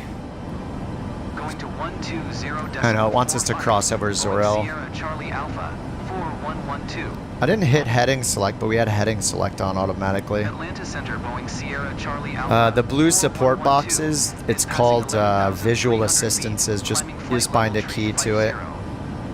This one, toggle visual assistances display. Black Friday sale on Orbex. You bought a bunch of airport scenery. Nice. Yeah, I mean, I think scenery is not a bad idea. Like, I don't think the airports look so good that you don't want third-party scenery. I think scenery is still safe to buy. Planes are still safe to buy. I wouldn't buy like Rex AccuSeason or anything until we see like what they're gonna do with it after all these improvements we got in the sim by default.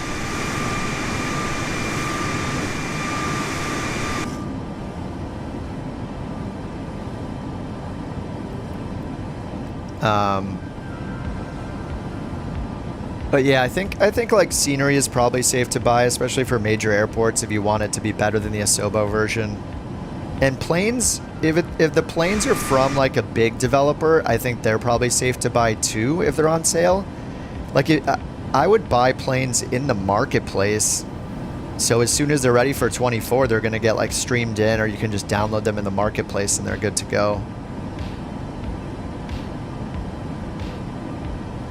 But if there are planes on sale, like, you know, black square planes, or I don't know what's on sale this week.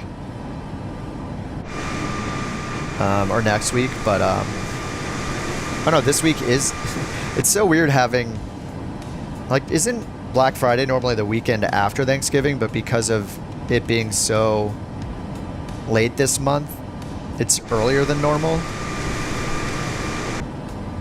Do they is it normally the day after Thanksgiving or the week after? I don't know why I don't know that. I feel dumb for not knowing that.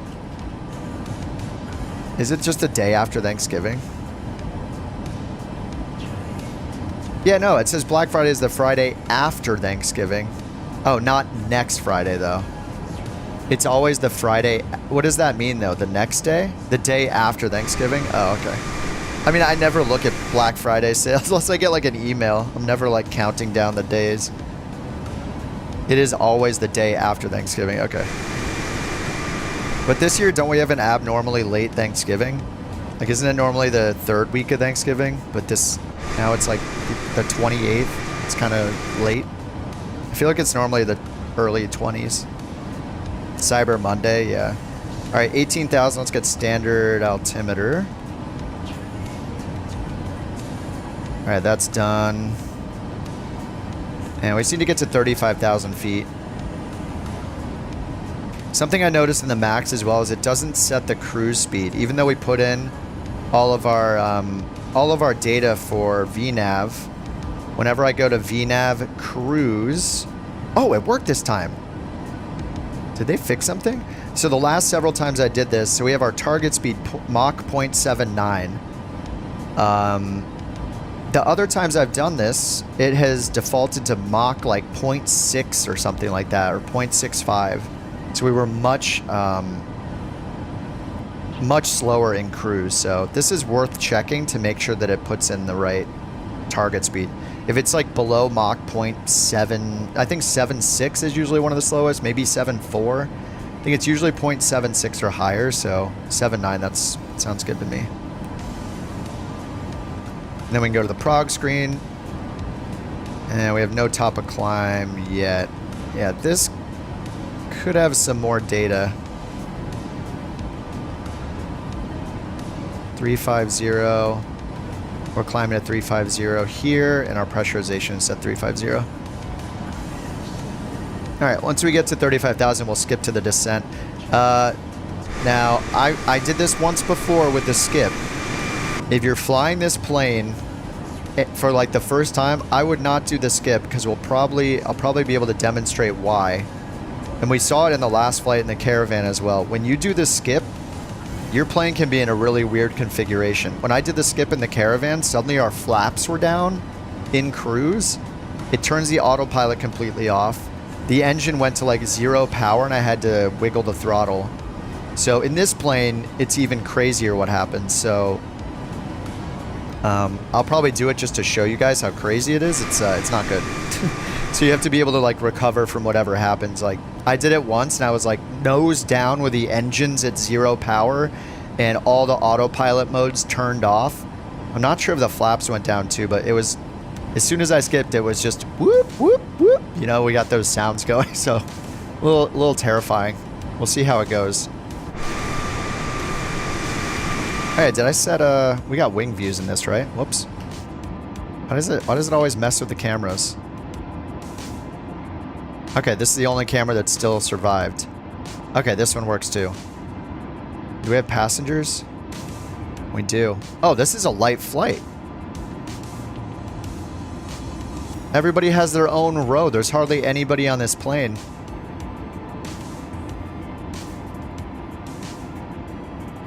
They did a really good job with the avatars and the seating. It's awesome. What now, GSX?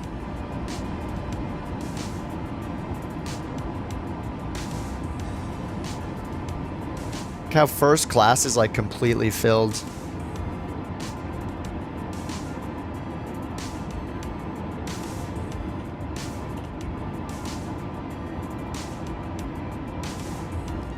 Excuse me, excuse me.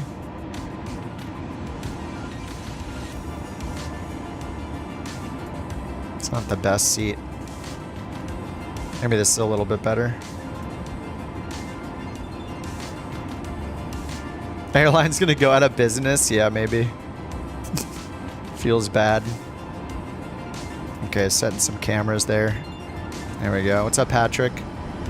Alright, 26,000 feet. It's gonna get up to 35,000.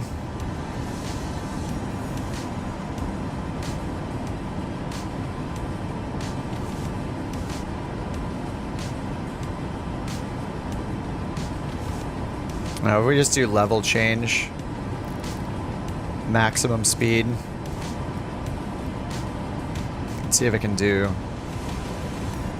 this. We'll speed up and we'll see how fast it can climb. It's gonna gain speed first. Maybe I should just lower the speed. Like 280. Probably shouldn't even mess with it. I'm messing up our climb speed. Let's try 310. 1,000 feet per minute, 1,200. 1,400. What were we doing in VNav?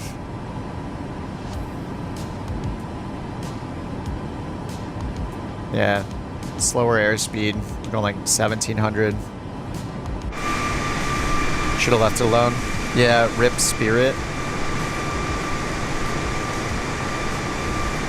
It sucks, it's not good.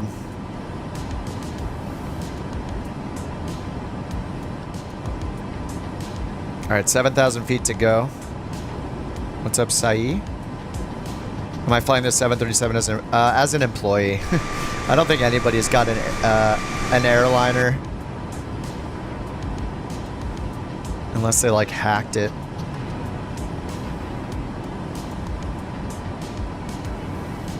Yeah, with a few bug fixes, this will be a pretty good plane. Like for an Asobo plane.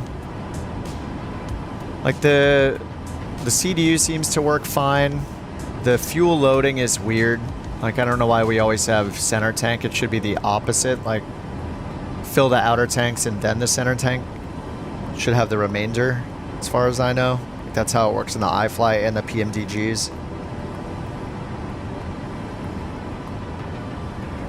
And then the APU was a little weird that time I tried to start it on the ground. The APU behavior was kind of strange. And the ground power, I couldn't tell like what was actually being used. A little strange. I don't know how much it costs in career. I don't even know if it lists it. I mean, it must list it. I'm not sure. I don't even know if you can buy one in career.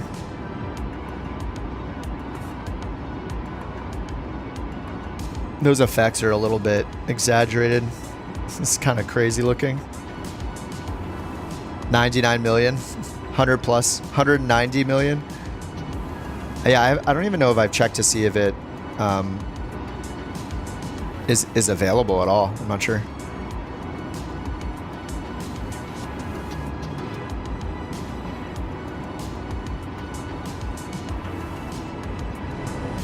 I don't think the A330 is in career because that's a heavy, right? I have 64 gigs, Michael. Right now, my system is using 70% of the GPU.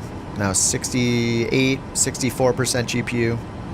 85% of the VRAM. I'm on a 4080, which is a 16 gig card.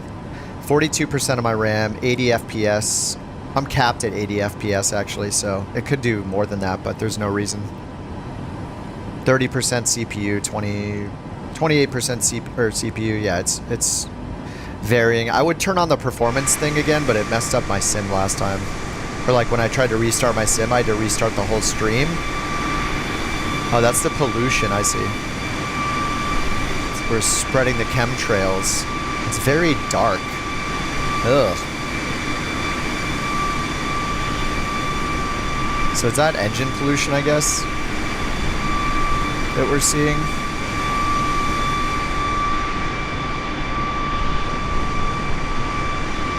Seeing the heat blur, heat haze. No, I haven't tried VR yet. we leaking fuel? Yeah, it looks kind of weird, right? I like the sim FX effects more than these default effects, so once we get sim FX, things will look better. Alright, where are we right now?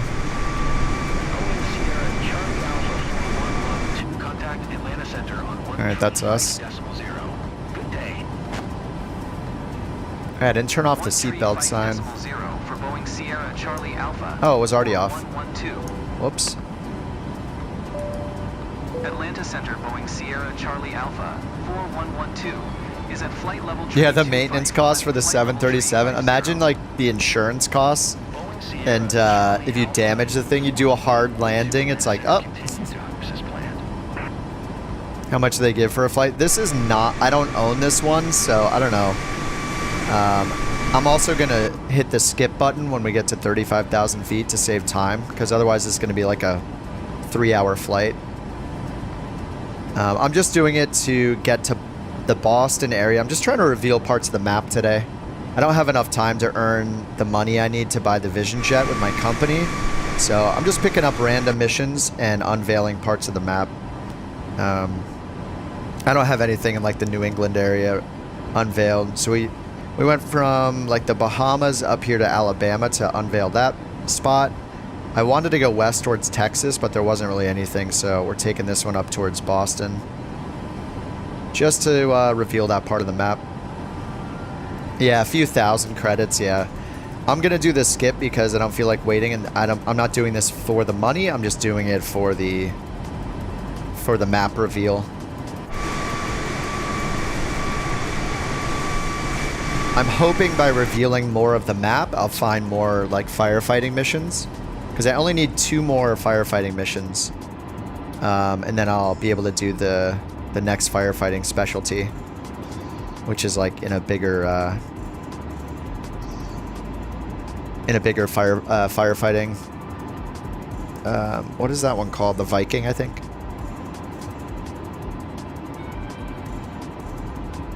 Even though this plane isn't like as polished as like the PMDGs or the iFly, it's still pretty nice. I mean, we see seated passengers, the cabin's nice, we got really smooth wing flex animations. I mean, the VNAV works. Everything pretty much works as expected, except like the APU I had some weirdness with, trying to get it started the normal way at the gate. Like the engine spool up too quickly and stuff like that, but those are pretty minor, so if they fix those things and then like the weird fueling going center tank first, then it's just doing all, I think it was just doing all the tanks equally in terms of percentage. I mean, the center one has 13,000 pounds, these have 4.6, so yeah, if they fix that, then it'll be pretty good. And then yeah, the squawk code doesn't work, I think, is another bug. Like, we can't change our squawk code from 2000. Like, the clear button does nothing. You can't type anything in.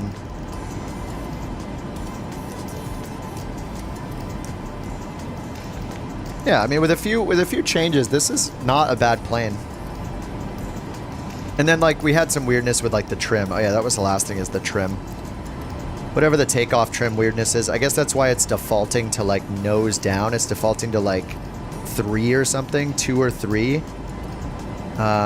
Normally we're at like between 5 and 6 for a takeoff with a full 737. And by we, I mean simmers. I don't want to make it sound like I fly a 737. We'll leave that to the real YouTuber simmer pilots. The real pilot simmers. Alright, 35,000. So this is another bug in career mode where it doesn't take into account what our altimeter setting is. I think it's going by GPS altitude, like what our true altitude is. We're not actually at 35,000 feet because we just standardize what we set the altimeter to at this altitude, so we're probably a few hundred feet above or below. So you'll see there's no skip button, so what I need to do is just climb a little bit. So I'm just going to hit vertical speed up until we get the skip button. This can happen in any plane, not just the Max, but especially, see, now we have the skip all of a sudden. So I'm going to hit skip. And here comes the disaster. Get ready. We have no idea what state the plane is going to be in. We're probably going to hear alarms. This is what happened last time, is alarms. Okay, we're at 38 knots. We're stalling. Alright, let's get the nose forward. Okay, okay. Let's get the autopilot off for now. Alright, speed's looking good. Flaps over speed, Captain. Flaps? Why are flaps down? Yeah, okay, flaps were down. Oh no, why are you climbing? Why are you climbing? We've got unhappy passengers thanks to the bumpy ride. Going to Oh no. 4 decimal tree. This is what happens when you hit skip. Passengers experiencing motion sickness. They're getting really upset. Yeah, I know. Why can't I turn off the autopilot? Oh, I did. Charlie Alpha 4112 is at flight Turn the level flight director off for now. 265, climbing flight level tree 50. Auto throttle off. Auto throttle off. Boeing Sierra Charlie We've got Alpha unhappy 4112 passengers Jacksonville thanks to the center bumpy continues to ride. cleanse as planned. There's no way the airspeed indicator's right. Is it? Okay, chill. Good day. Oh no. Oh god.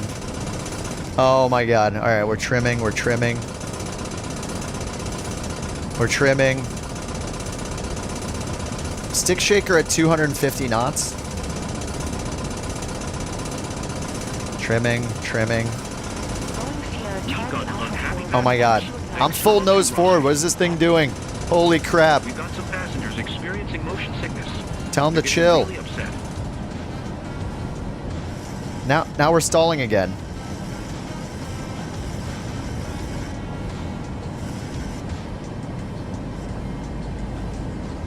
Boeing Sierra Charlie Alpha 4112. Did you hear my last transmission?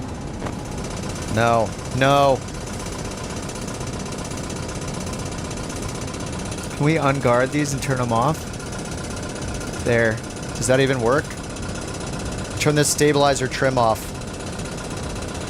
Oh, I'm trimming this whole time. Don't even worry about it. Boeing Sierra Charlie Alpha 4112. Did you copy? Alright, we copy. Here, you can watch the trim wheel. 65 for Boeing Sierra Charlie Oh, I Alpha turned off the trim actually. 4112. Oh, that just disables it completely, doesn't it? Okay, that's not what we want. Center Boeing Sierra Charlie Alpha 4112. Okay, now the Is trim passing wheel's flight level operational again. 245, climbing flight level tree Yeah, this thing does 50. not seem to behave Boeing Sierra Charlie Alpha realistically. 4112, center continue to cleanse as planned. Okay, we're good now, I think. Alright, we're good, guys. We're gonna start our descent Ladies soon. and gentlemen, we have begun Anyway, our this is descent what to happens when you Manchester. hit the Please skip turn off button all in electronic the devices. max. In It puts your preparation flaps for down, landing, it kills make the sure your engines. seat back is straight up and your belt is Whew, fastened. okay. Please secure your carry-on items, stow your tray Now, table, did it and reset pass all our any remaining information service here? items I'm to not flight sure. Let's hit attendants. Quins. Thank you. Let's turn the autopilot on. We'll turn the auto throttle on. Let's bring it up to like 300 knots. VNav and LNav. Let's turn the flight director back on. Okay. Now we're going to take over the speed. We do not want you to pull the throttle back. We're trying to increase in speed. Why is it pulling the throttle back? Look at it. I'm commanding a speed of 280. No. Why? Alright, we're going to just do that manually for now.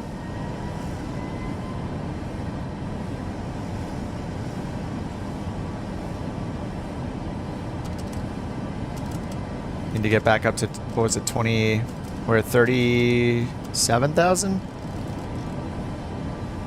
It reset our pressurization too.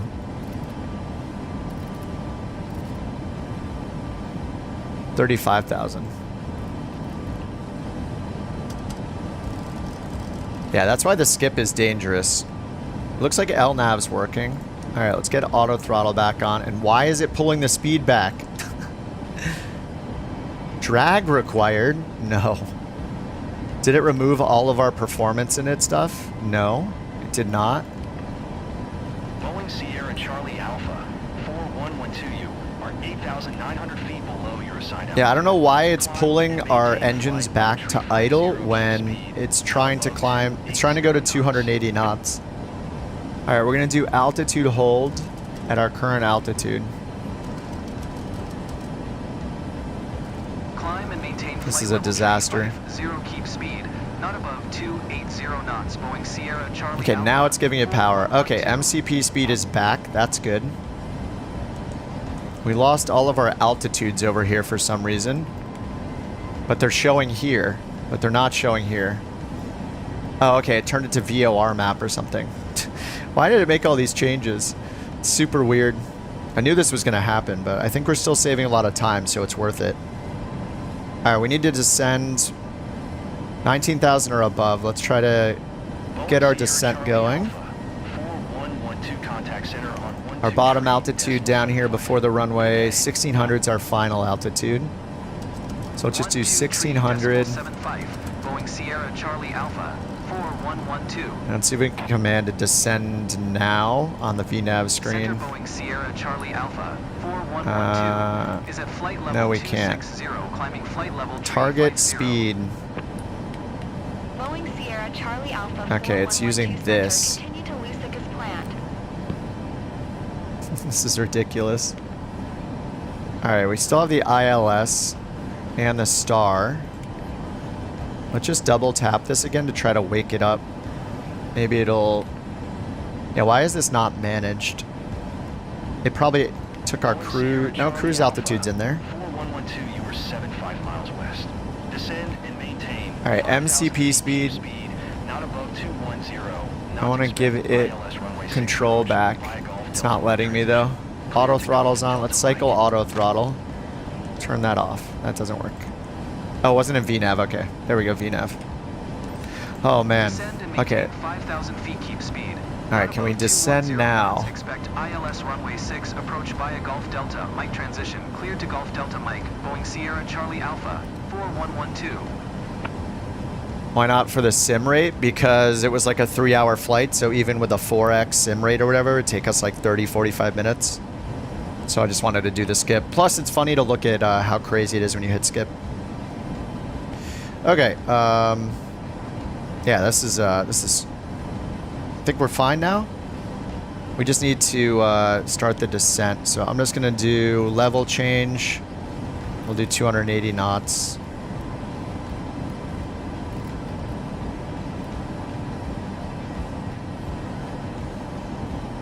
Yeah, looks like LNAV got turned off.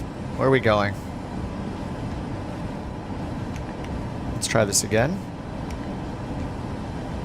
Okay, there we go. LNAV. You gonna make the turn?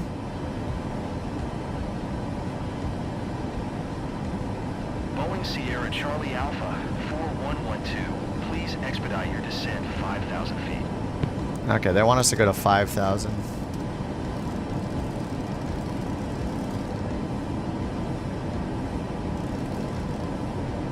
Yeah, LNAV seems broken. It's not turning us.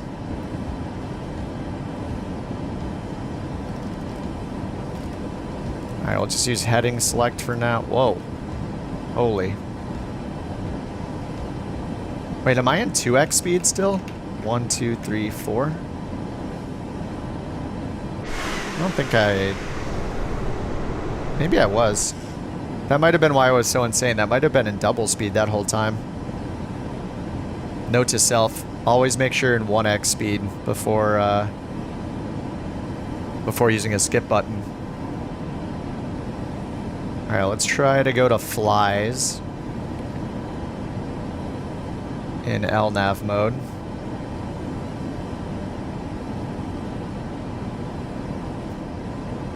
Yeah, it just doesn't like this. Charlie Alpha 4112, you are 57 miles. Flies is right here. Contact Manchester Tower. Flies. Oh, did I did the other one. Okay. Flies LNAV. Okay, there we go. LNAV MCP speed. All right. Ooh. That was a lot of work. Yeah, I think, well, it's going to do that weird behavior anyway, but I think I might have had 2x speed on during the climb. I forget. Okay, we're catching up to the profile here. Once we catch up, I'll turn VNAV back on.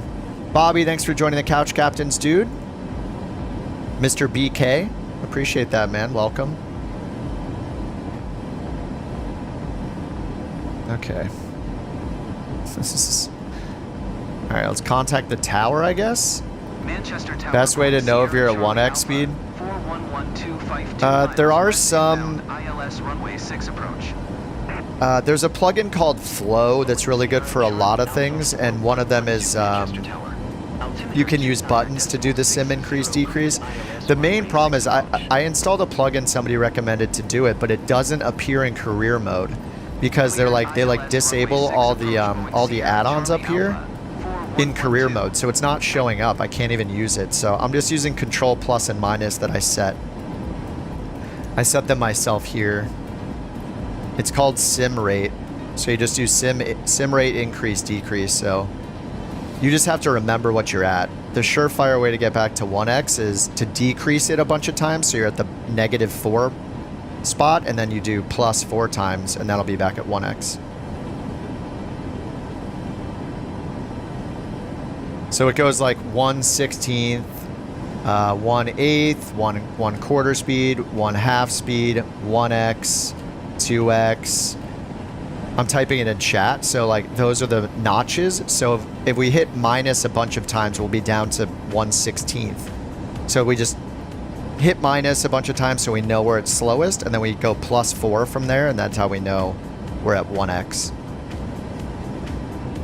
All right, standard altimeter. Let's actually look up the weather. Frequencies, ATIS, 119.55.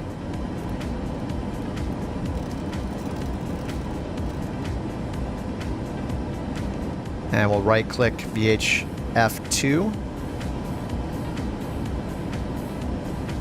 I need to turn the volume up. 900 Zulu. Wind 088 at 4. Visibility, tree and heavy rain. Sky condition, ceiling 1,400 feet overcast. Temperature, 5. Dew point, tree. Altimeter 2966.60. ILS runway tree 5 in use. 2966. Runway 6. VFR aircraft say direction of flight. They gave us extra numbers on the end of altimeter. Instructions. Advise controller on initial contact you have whiskey. All right, we have information whiskey. All right, we're gonna get the speed down a bit. We'll go to 245 so we get slow enough in time for the speed limit. Under 10,000, we need to be at 250. Yeah, the passengers, I wonder if they're okay. Everybody okay back here? You okay, sir? You smirking?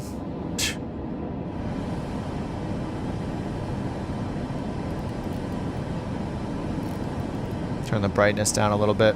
All right, I'll also just put in auto brake. Let's do auto brakes 2. And we already put this in. Let's grab the ILS info from the init ref page right here, 109.10. 109.10. We'll put in nav1 and nav2. 109.1. 109.1. So the ILS is ready to go. We just need the final approach course right here, 353. We'll put that up here. 353.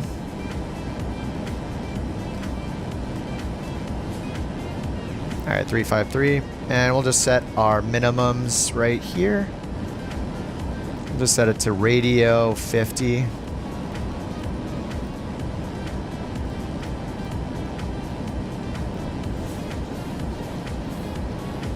See if there's an auto land in the heavy rain. So then we go to the charts they pinned. They did not pin an approach for us, but it was programmed with ILS 3.5.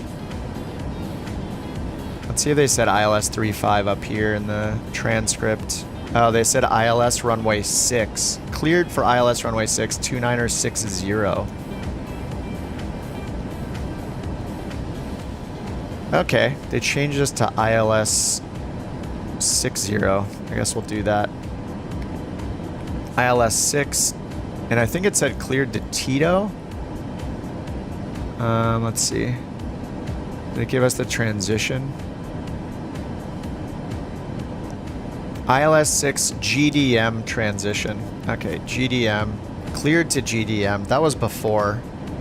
Okay, we're before GDM. We're just going to go direct GDM. They said cleared to GDM. Let's see what that looks like on the map. Okay. They said we're cleared for the approach, so we're just going to go to the lowest altitude before the runway is about 2,000 feet. Let's bring this down to 2,000. We're still catching up to our VNAV profile. Now we have to redo the ILS info. 109.95. Let's change that. 109.95.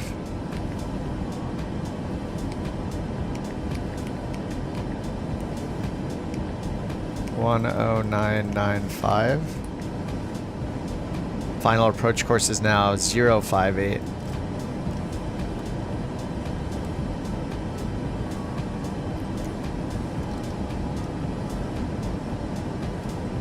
All right, 058, 2,000 feet. And we're coming up on a turn here. Is that? That's pretty much lining us up with the runway. So let's just try to go as slow as we can. Let's try to get down to like 180 if we can. We'll arm the speed brake. Whoa, speed brake was armed already. Okay. Because we're just going to turn around here. And then there's the runway. I'm not seeing DME information yet. Okay, then let's check the altitudes. So 3,100, 6,750 is an estimate, then 3,100 or above. So we just need to keep descending. It's hard to do without speed brake when we're going so fast though, so let's give it the flight detent. Alright, 10,000 feet. Let's get the lights on. Passing 10,000 feet. Thanks, co-pilot.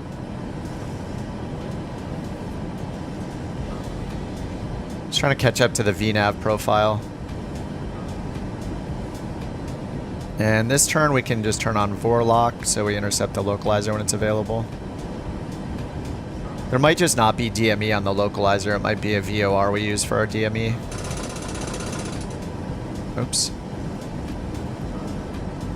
Alright, we'll add a little speed. Guess we'll just get flaps 1 down.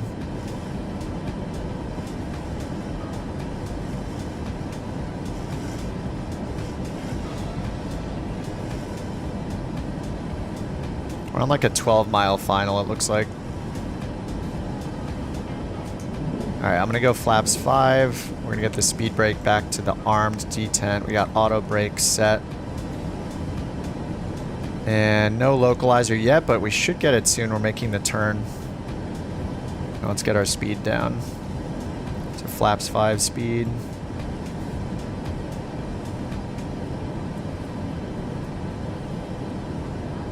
Fly to Jazz. Sorry, I'm not reading chat too much. The workload is high right now.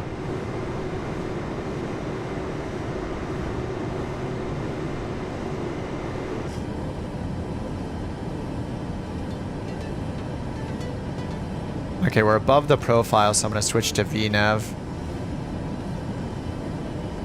Alright, localizer, not yet.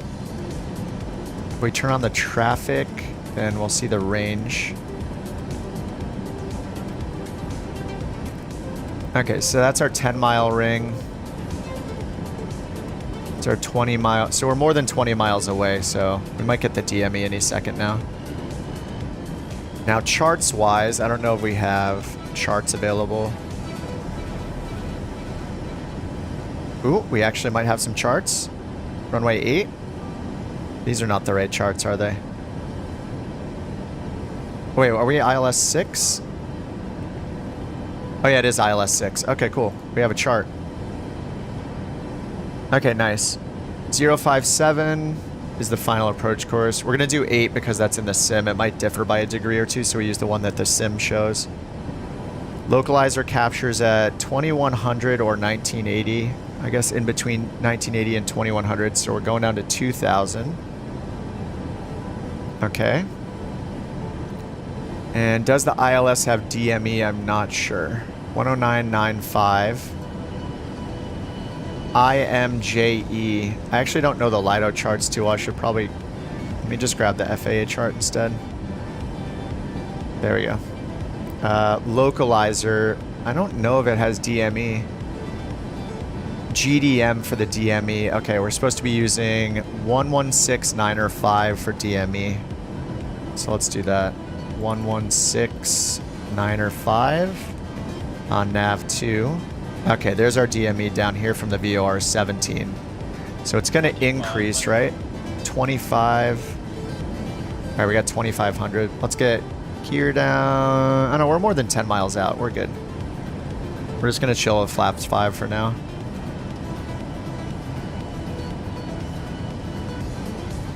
Yeah, so the DME reference here on the chart says GDM DME 25.5. So we're flying away. We're flying away from the VOR. So our DME number is going to increase as we get closer to the airport because our DME reference is behind us for this approach.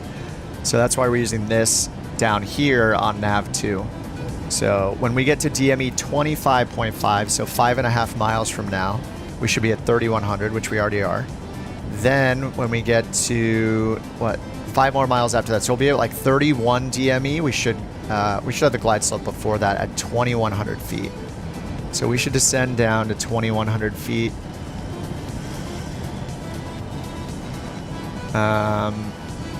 Actually, we shouldn't do it until after. I'm just going to put VNAV back on. We shouldn't do it until after we cross Jazz. So we got 2 more waypoints. We got this waypoint, then Jazz. Then we continue our descent. We have to stay above 3,100 until Jazz. Until we're passing Jazz. Okay. Is fuel bugged? Yeah, Joan, just go into your settings and find a key for add fuel. Like this. Add fuel and just use this as a cheat for now. Just add it. It'll give you 25% of capacity every time you hit the button.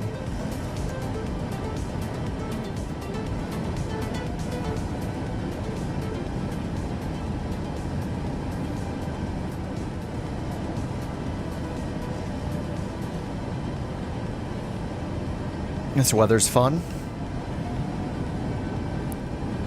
Okay, we're intercepting the localizer now that we're close enough. Vorloc. And we got the glide slope here. So let's go ahead and get approach mode on. We will just hit approach. And we're in control of the speed.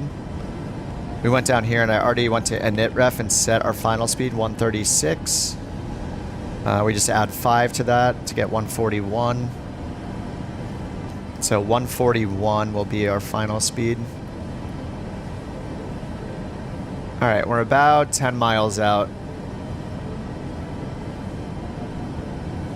What's up, Ian? Yeah, this is looking beautiful.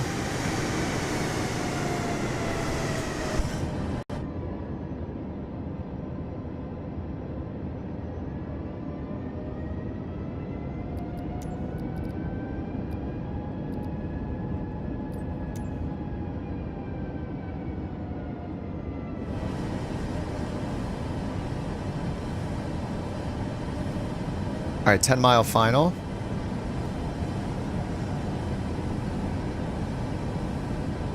Yeah, you get a lot of money by having your own company, but you also have to do the maintenance on the planes, which is expensive.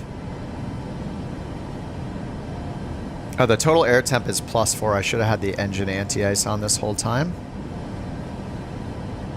And we'll get continuous ignition on. All the lights are on. Oh, this is at the wrong switch.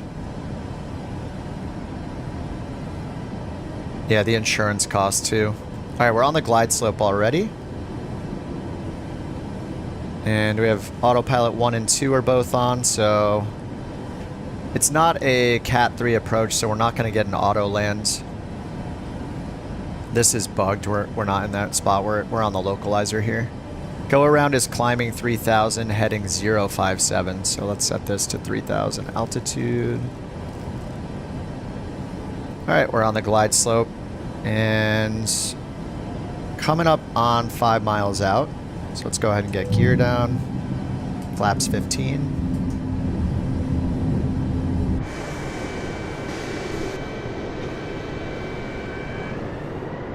Okay, sweet.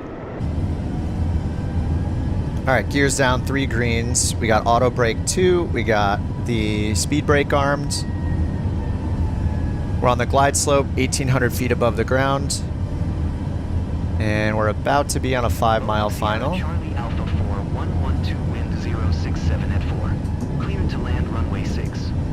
Alright, we're clear to land. Clear to land runway If I 6, clap, do I get Sierra banned? Charlie Oh Alpha, yeah. No, of course not. 4112. I like clapping on landings. I don't know why it only happens when... Like in the US, nobody claps when you land, but... I guess whenever you fly internationally, people do it. When you cross the sea, people usually clap when you land. I like it. I mean, it is a pretty crazy feat.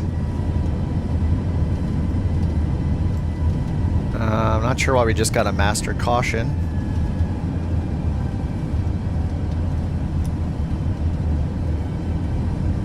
Lights are good. It's +8. I think I'm just going to get the engine anti-ice off. Should wait until +10, but yeah. Alright, we're at 1,000 feet AGL. Time to slow down. Okay, we should be at 141. Should have been at 141 when I was getting the gear down. Yeah, we're going like straight to minimums. So the autopilot's showing rollout and flare, so it's going to attempt an auto land even though this isn't Cat 3. I see the runway. There are the pappies. Oh, sorry, I don't see the runway. I only see the pappies. Barely. We're at 580. We should be able to take this down to 200 feet on a Cat 1. Yeah, we can see the runway now. We could have taken this in. We're still at 500 above the ground.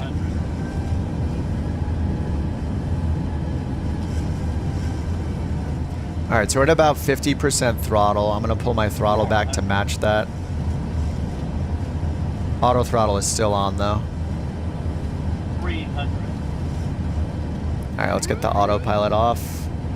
Auto throttle off.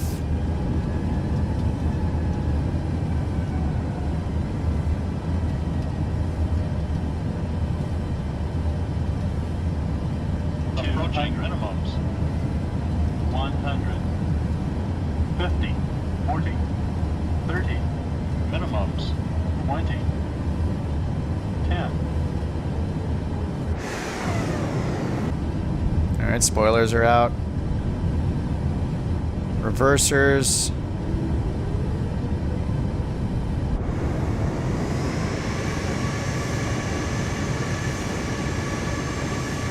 Spoilers came out automatically, that's cool. All working. Alright, reversers off, we're at 50 knots. Sweet. Dude, down to minimums, that was cool. You know, we had a couple hundred feet to go, I guess. 112 exit runway when able. Where is the... Really? Over there? Really? Alright, let's see if we can turn around. Let's get the spoilers off. Oh, it actually physically moved the handle? That's interesting. I don't know if it actually does that. Landing lights? No, I have all the lights on. They're just kind of hard to see in this sim, yeah. Landing, runway turn-off lights, they're all on. Boeing Sierra Charlie Alpha 4 112 turn next taxiway. Oh, now it's moving it up there. Okay. As I'm trying to turn around.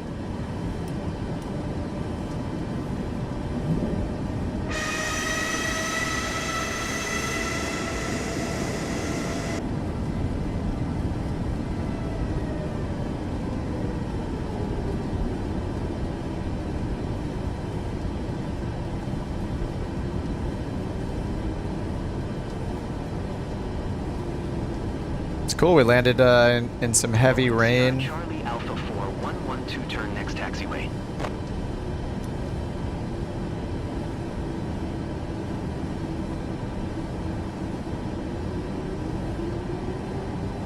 Alright. Yes, the wipers work.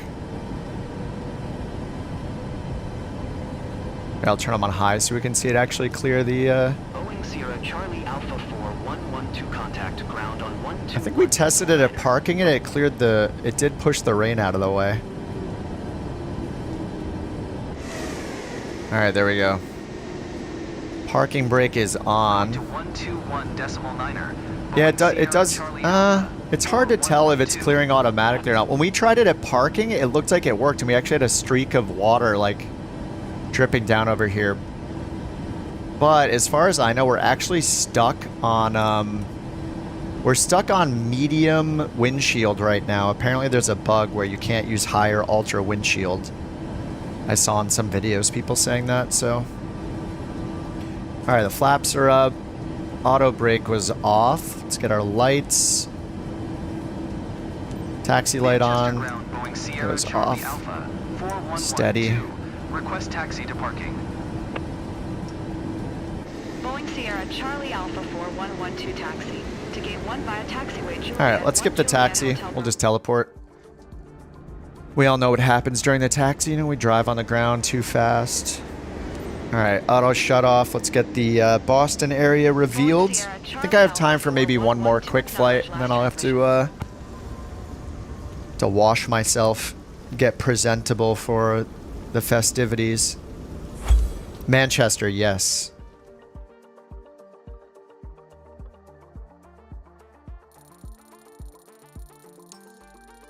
Respect the aircraft of the condition of the aircraft. We didn't really have a choice there after what happened. That's fine, whatever. Yeah, when you use the skip, disaster strikes. So yeah, time acceleration is definitely safer, but I wanted to show you guys what happens right now if you use skip and cruise in the max. It's not great. There goes my reputation again. Keep going from like A to D to A to D. Okay, level 102. Cranking. Alright, let's see what kind of missions we revealed in the Boston area. Holy, there's a lot. Wow, okay, there's a lot of VIP missions here. Beaver. Beaver. So many of the VIP missions are beavers. Beaver flights. It's kind of a weird VIP. What's this one? 3.5 hours air ambulance in the... No, that's too long. Yeah, I got one more flight before I gotta go. Maybe... Do you want to do like a banner tow, maybe? Haven't done one of those for a while. That's another max flight. Yeah, no fires here.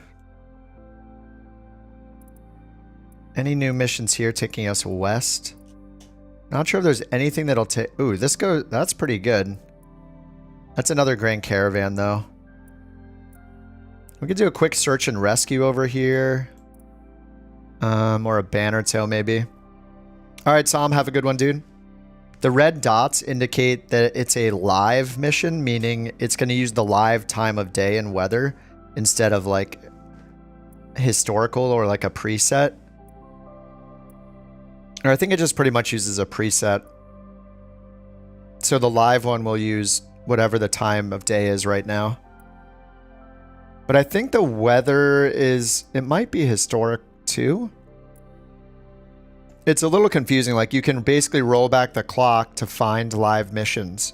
So if you want to do a nighttime mission, you would move the clock back into nighttime and look for a red dot to be revealed somewhere. But yeah, most of them are right now, like during the day. Yeah, you're supposed to supposedly get a bonus. I don't know if I've noticed that you get a bonus or not. We have this mission going... Whoa. I can't even tell where it goes to. It's so far away. 3.5 hours.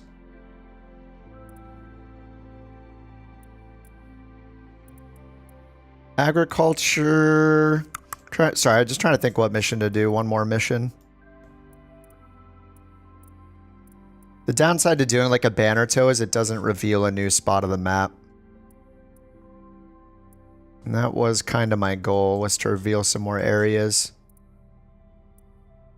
It's just a little ferry flight in the Optica. Return an Optica to the home base at West Point.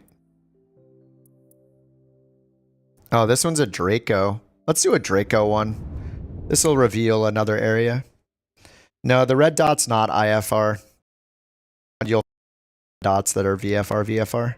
They're lifetime missions. You bought firefighting company. It says the hotspots this time of year are Alaska, Australia, oh, and Eastern Russia. I did find 3 firefighting missions yesterday in Madagascar. Oh, the sim just crashed. Huh. All right, we got a random crash. Interesting. I think that's only my... Is that only my, like, second or third crash? We couldn't sign you into Xbox Live. Something went wrong. Did you guys get booted too? Okay, let's try again. Launching game.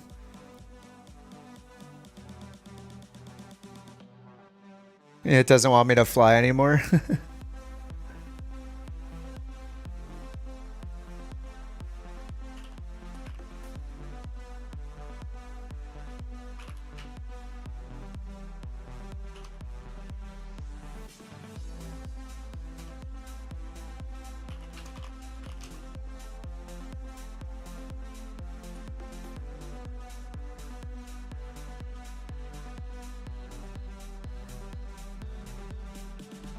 All right, it's loading now. All right, one quick flight. Mandatory. Been nice. They said there's going to be a patch next week and then the week after it as well. They said a larger patch 2 weeks from now. No night missions. Yeah, I don't know if I've had a night mission either. And when I moved that historical time back, the historical weather, like time slider, I mean, I just tried it in California and there were no red dots showing up at nighttime.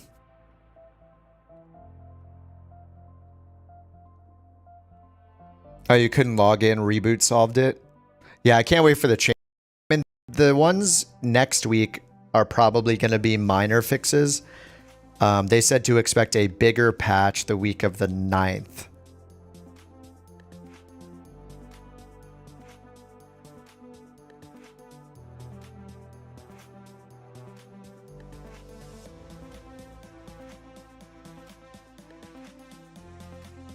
Yeah, they said the week of the 2nd, there'll be a small-ish patch, and then the week of the 9th, there'll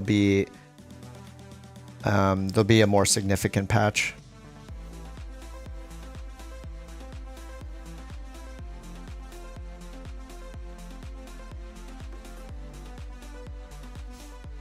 Used to do a lot of flight seeing flights over DC in the 80s. Nice. Night flight seeing flights. That's cool. Oh, wow. So sim objects, I don't know why I'm noticing this, but sim objects down here, when it's loading like this, it used to say over 6,000. Now it says 3,900. So that's probably because of all the add-ons not streaming in anymore, unless they're planes. What's up, Beats? Oh, Cole, what's up, man? Happy Thanksgiving to you too. Thanks.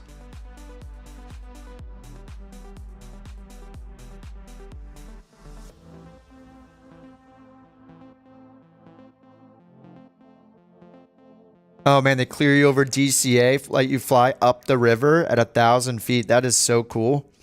That's such an awesome approach to doing the sim. I love flying into Reagan.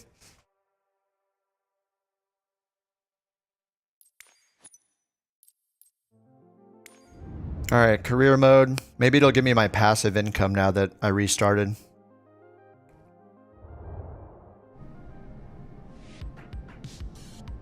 Nope, it did not. All right, let's just do one more mission, and we'll call it a day.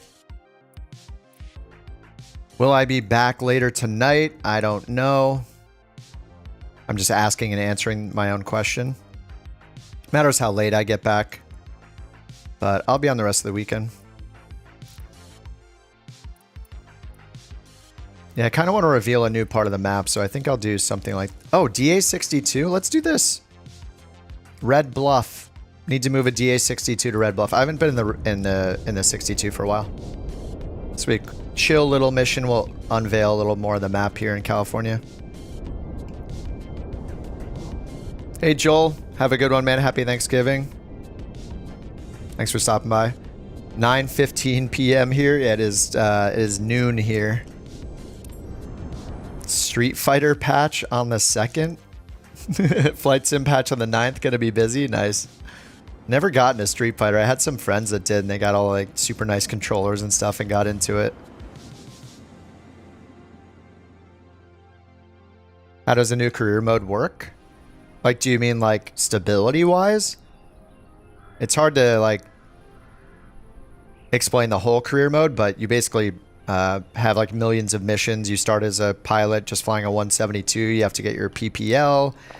You get more and more planes over time. You get more mission types you can fly, like, you know, fly firefighting missions, search and rescue missions, sightseeing missions, skydive missions. Or you're the skydive pilot. And there's all sorts of stuff. This livery is nice. This is a pretty big plane.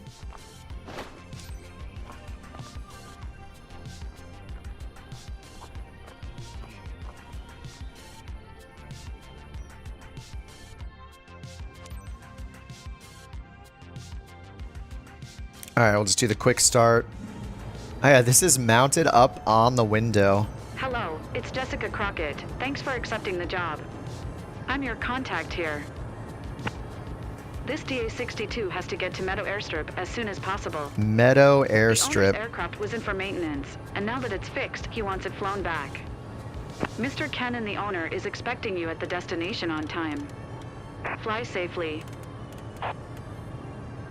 Alright, announce our taxi. We'll get pitot heat on. Tree 8 Charlie November Auto traffic set the diamond, altimeter, November 3019. 426 is taxiing to runway tree 5. De-icing's off. Okay, and let's get flaps set for takeoff. Rudder trim is set. Pitch trim set for takeoff. Dude, did they update the interior of these?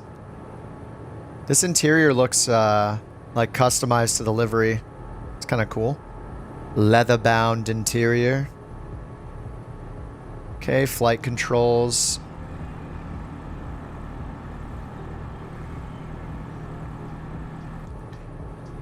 We are looking good.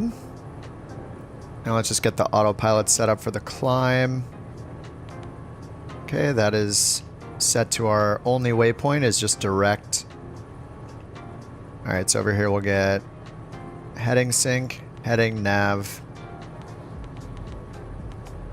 and flight level change. VY is 87, so call it like 90.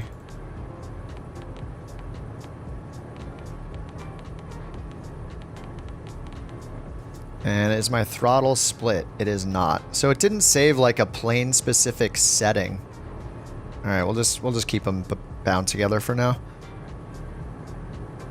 Alright, GPS, flight level change, and then we're taking off. Runway 35. Alright, parking brake is off, taxi light is on.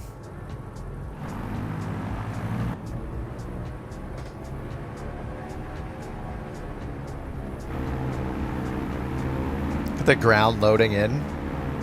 Oh, alright, there we go.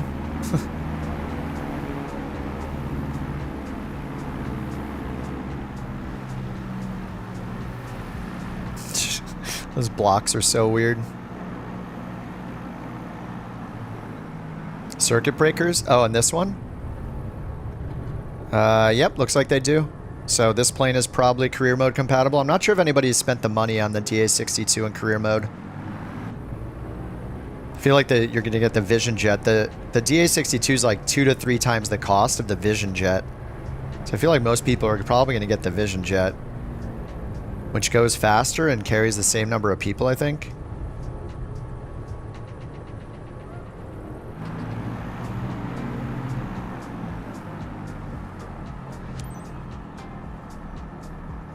Tree 8 Charlie November traffic diamond, November 56426, taking off runway tree 5 departure to the Alright, north. landing light is on. Strobe light on. Enter runway 35. It wants us to back taxi. Where's the windsock? I do not see a windsock. I don't really feel like back-taxing. We're just going to take off and hope it works. We'll just turn around once we take off.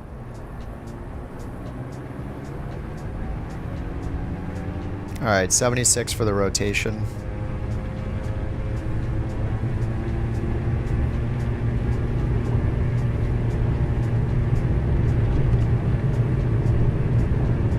A TA-62 taking off from a dirt runway seems kind of funny.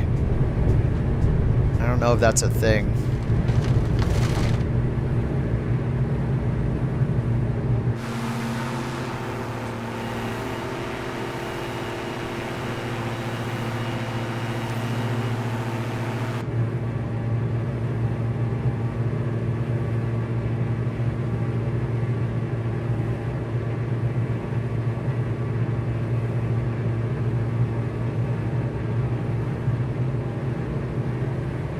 Alright, let's get this turned around.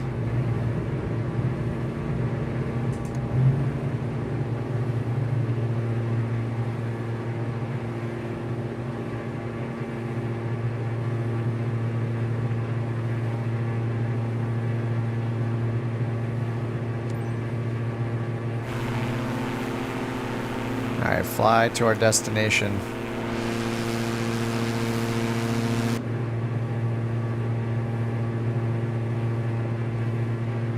In career mode, you still need to configure controls for all the planes. Yeah, there was a time, like, each plane I hopped in, certain things wouldn't work and I had to bind them, but I haven't had to do that for a while, actually. I wish that it would, like, I don't know the right way to set plane-specific controls, because I'd love to, like, have the throttle split in this, which is what I did have before we tried to fly that 4-engine plane.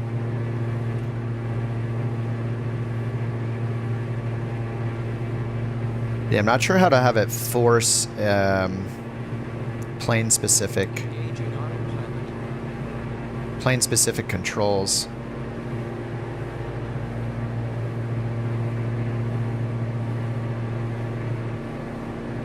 Does this plane draw from both tanks at the same time, or is it left or right tank only, and we have to use the transfer button? I don't see a fuel transfer button.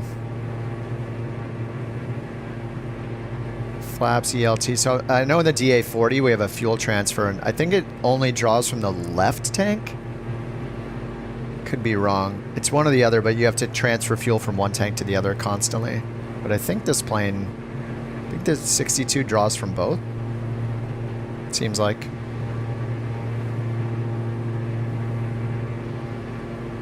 Unless it's over here. Alternator. That's all our anti-ice. Oh, aux tank. It's down here, isn't it? Oh, yeah. It's down here. Crossfeed. So on, crossfeed, or off. So I think it's drawing from both by default then. And we'll see if we get an imbalance. Alright, should do a left turn here.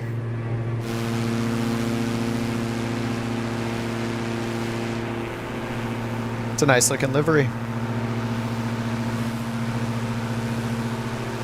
Not just all white.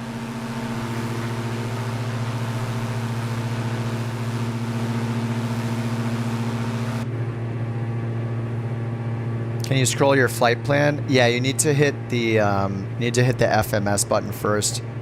When you turn it on, sometimes it has a flashing cursor, but it should not. You'll hit the inner FMS knob here, like right click on it. And it'll probably, for you, it's probably happening as the double cursor thing, which is weird. But yeah, you should just right click the knob and then start scrolling. There's like a weird flashing magenta cursor problem. Hopefully they fix that.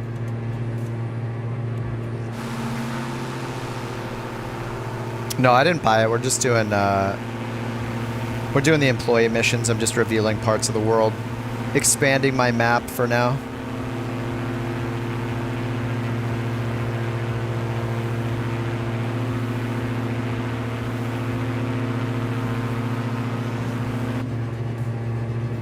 I like this plane a lot. It's just the visibility in the cockpit, especially in the front. looking for the runway. It's kind of crap. This visibility is really bad.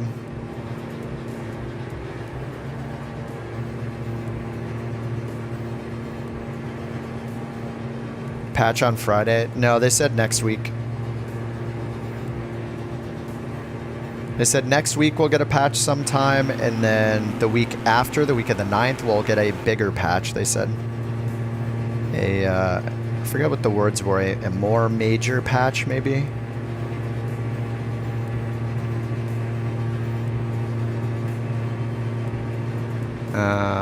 Yeah, they posted an update here on the 27th. This was yesterday. So here you can see... Yeah, their report, they said the reliability is above 3 nines. 99.99. Hotfix one, we did that. Starting today, they did this thing. They deactivated third-party content. Where is it? This. Temporarily deactivate all 2020 non-aircraft content. That happened today. So I went into my marketplace and, you know, things like Flow were not installed now, which is great. Until they have an option for us to do this, which is users to disable and enable content on their own. So that's coming. But what they said about the updates are right here. They said, we're currently preparing for a patch the week of December 2nd. So that's starting on Monday is the 2nd. Further stability improvements and some other fixes. So I'm not going to expect much from this.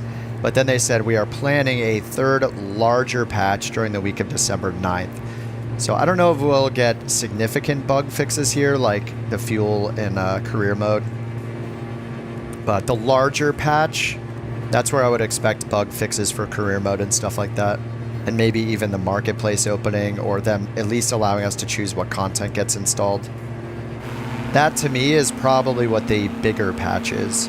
I'm not going to get my hopes up for next week. It's probably just some stability and a couple crash fixes or something. You know, I'm guessing that it's going to be minor. All right, we're at 10,000 feet.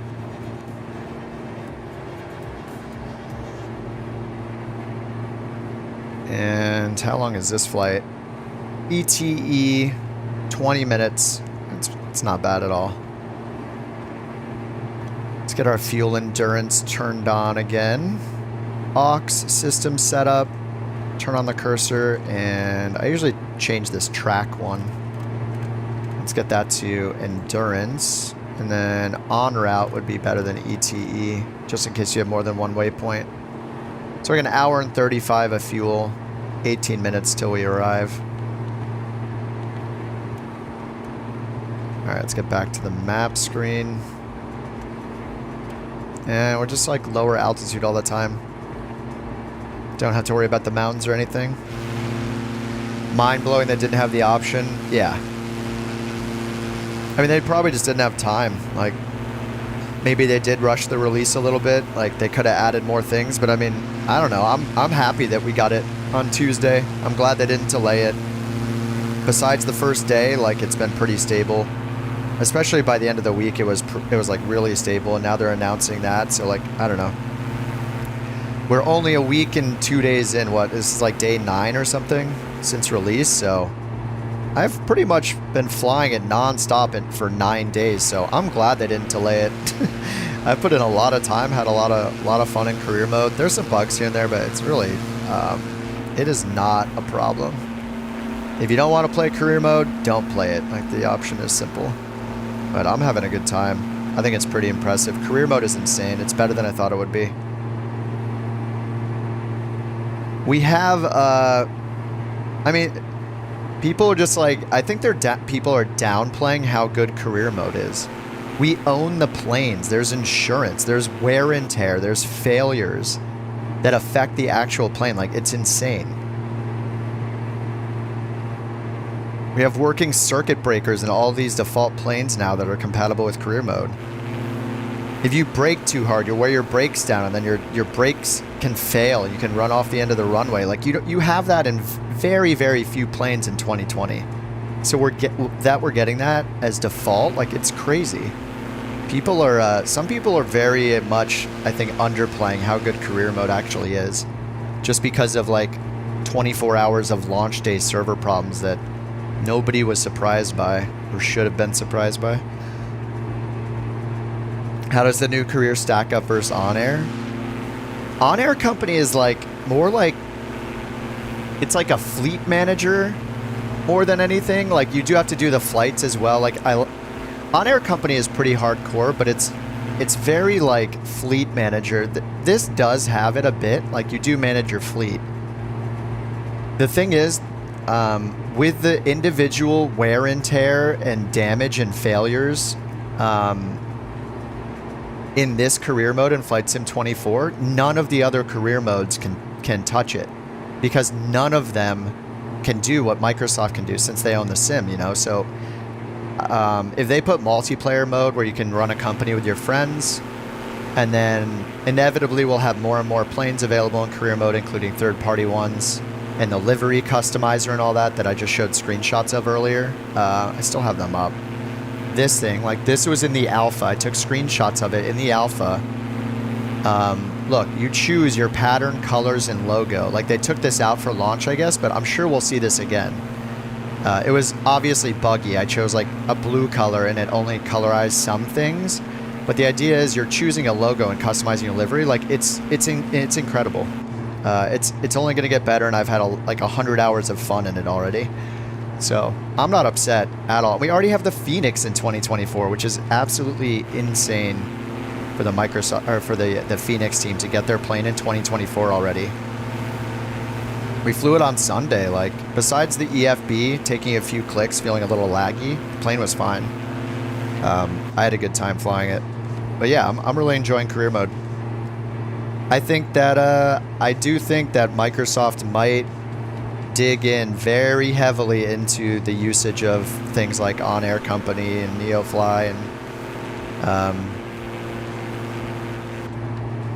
things like that. I mean, if you like the idea of like the industry stuff in NeoFly, like, you know, that's the only place you can get that right now. If you want to run a VA, that's the only place you can do it right now. You know, with that level of complexity, with owning a fleet, managing the economy, running an FBO. On-air company has tons of features, but it's a subscription cost. It also doesn't do wear and tear at the component level, you know, it's just an overall like maintenance time kind of thing. I do think most of the career mode apps out there rate your landing in a more detailed way. Like, I'd love to see it give us details on each criteria it's rating us on, to show, like, you know, center line wasn't held, or your G's on landing were too hard, your feet per minute rate of descent was too hard. It does have some of those things in though, right? Like, I've seen screenshots of people getting dinged for flying too close to or in clouds in a VFR scenario. We've seen the excessive speed over 250 knots at 10,000 feet error. It's a little too sensitive. They should make it a little more forgiving, but, you know, that's in there.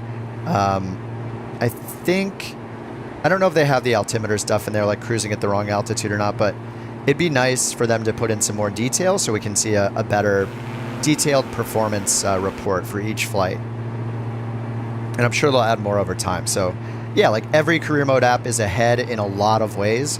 Where this one shines is the wear and tear, the failures that they're putting in the default planes, and you know, presumably all the third-party planes that become compatible will have the same wear and tear system and failure system. So that's where Flight Sim 2024 career mode shines. And not to mention, like, the different activity types, right? It's going to be hard for the third-party career mode apps to do what Microsoft's doing because they don't own the sim. So, like, the firefighting stuff with the effects and the animations and, you know, all the passengers that you see and the cargo you see loaded in. This is just a ferry flight, but it's going to be really hard to compete, I think. You know, like the banner tow physics, like, all of that is going to be unique to Flight Sim 24's career mode. Maybe the SDK will open it up for other developers to use, but I'm not sure yet.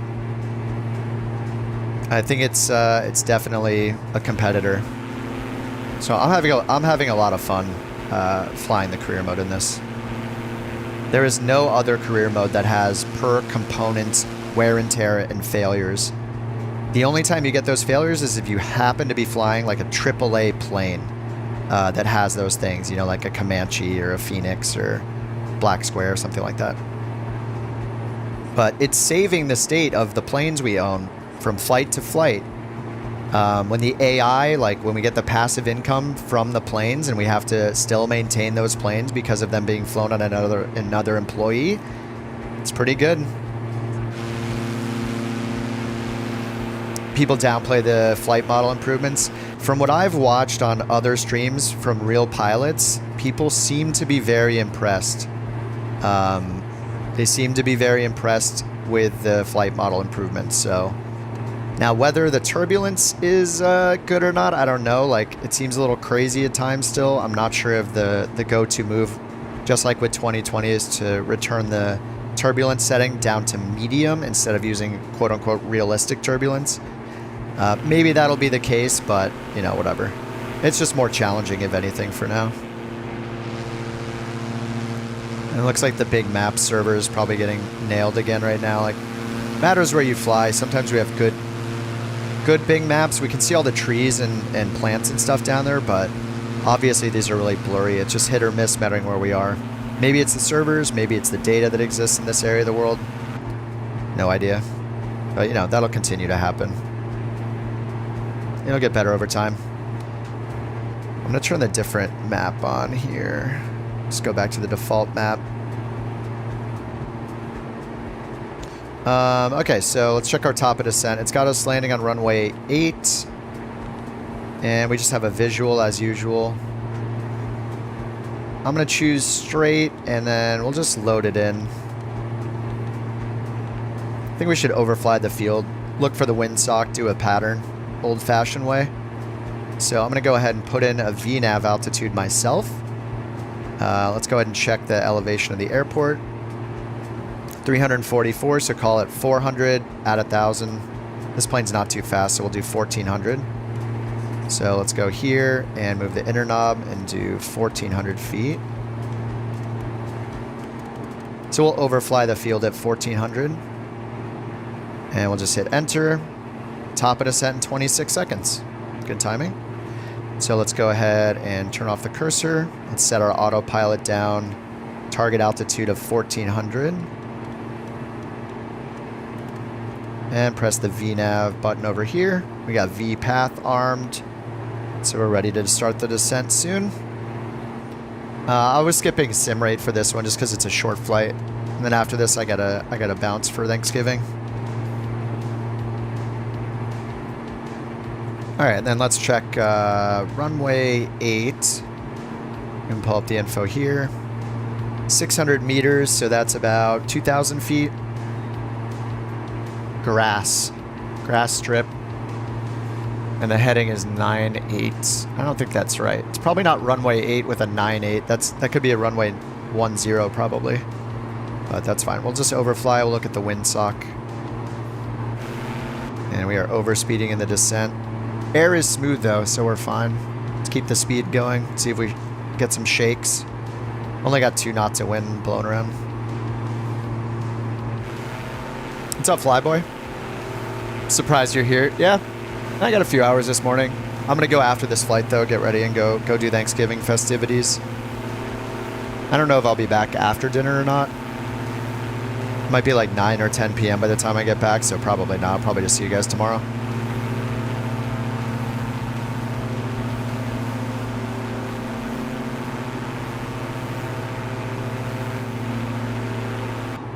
Yeah, the wind direction. Yeah, you got 3 options on the Garmin, so you just pick your favorite. This one's nice because it splits the head or tailwind from the crosswind component. Option 2 is just a really simple one. Option 3 will show the direction the wind is coming from, so that could make it easy to determine what runway to land on. So in this case, if it says 19 or 0, runway 19 would be your best option if it matches up, or as close. The closer the 2 numbers are, the better, assuming the runway is long enough for you to land at, and the surface type you want. Is the 4070 a good graphics card? Yeah. You can't really get much better than a 4070, right? If you're getting a 4000 series card, you're going to have a good enough card for flight simming.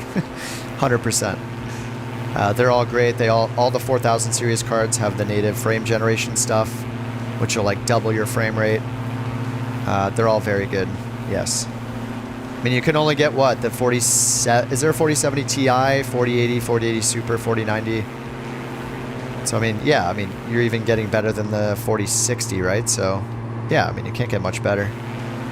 Wait for the 5000 series. The only problem with that is availability, but either way, if you can wait, it would be better just because... Oh, I mean, it's hard to tell. It's hard to tell what's going to happen with the prices and what's going to happen with the stock of the cards, including the 4000 series cards, and how much people are going to try to sell them for on the used market if they're in very high demand. So only a limited number of people are going to be able to get their hands on a 5000 series when they come out. So the 4000 series might be in high demand because people are going to realize, like, well, I can't get the 5000, I'm just going to get the 4080 or 4090 instead. We'll see what happens with the stock. It's always hard to get the newest card like shortly after it comes out. I'm going to try it myself. We'll see how it goes. Hopefully they add multi-leg missions. Yeah, that would be cool. Plan missions, do turnarounds. Yeah. I'm sure they're thinking of all that. I mean, this is the very first version of career mode, so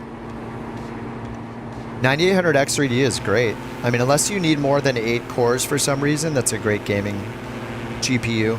Or CPU. I have the 7800X3D. A good friend of mine got the 9800 and loves it. I mean, I love the 7800. I'll probably wait to get the 9950 when it comes out. Just for like streaming and recording purposes. Like if I wasn't streaming, I probably wouldn't care as much about it. But I'm probably going to go all out and try to get like a 5090 and a 9950X3D and just max out my PC for like streaming and recording purposes. But do I really need it? No, probably not. I just kind of want to go top end, super top end for once. Alright, we're at 5,400 feet. There's no weather available over there. I'm just going to hit comma. Looks like it's the same altimeter setting, so we'll leave that alone. And it's a grass strip. So we're just going to overfly the field and then do a quick pattern and land. And then we will have a little bit more of... I think we're still in California. A little more of California revealed. Meadow Airstrip.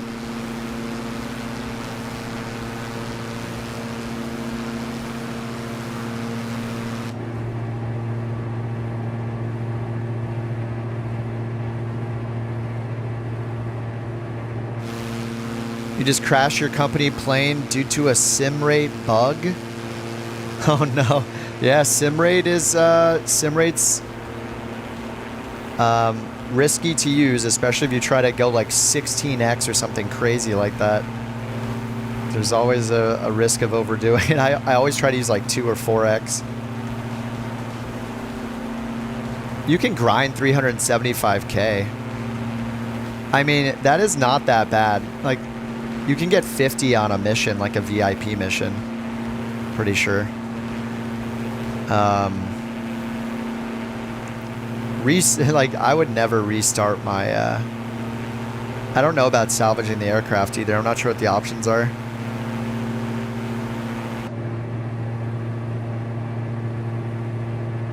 Nice, you get your flight controls next weekend? Awesome.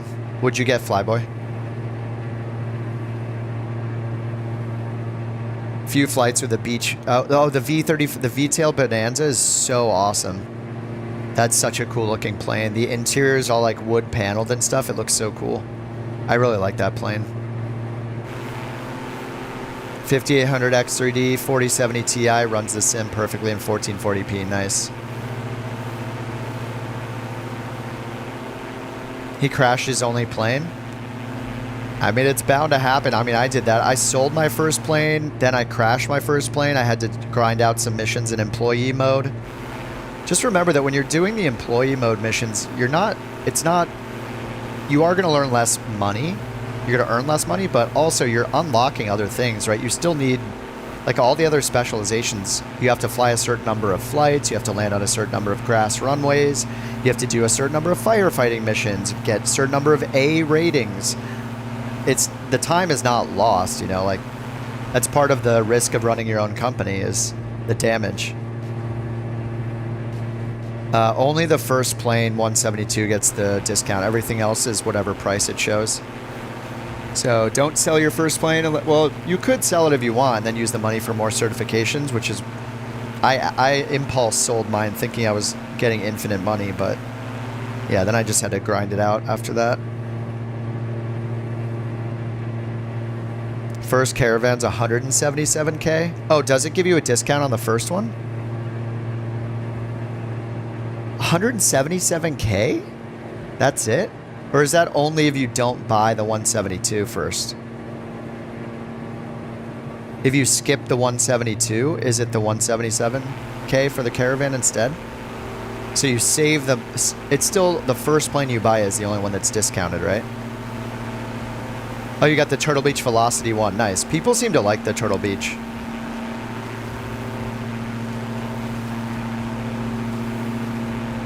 Oh, okay. So you, bike guy, you waited, saved up, did not do the flight seeing mission, started with a cargo company, and saved up for the caravan and got the discount on the caravan instead of the 172. That's awesome. Yeah, I think the caravan's like over $1 million or something, isn't it? The Vision Jet is like 700K. It kind of makes sense. Like it feels like an unrealistic price for the quality, but you're only getting a few passengers in it. So it's just like it's like a weak turboprop with not much leg room.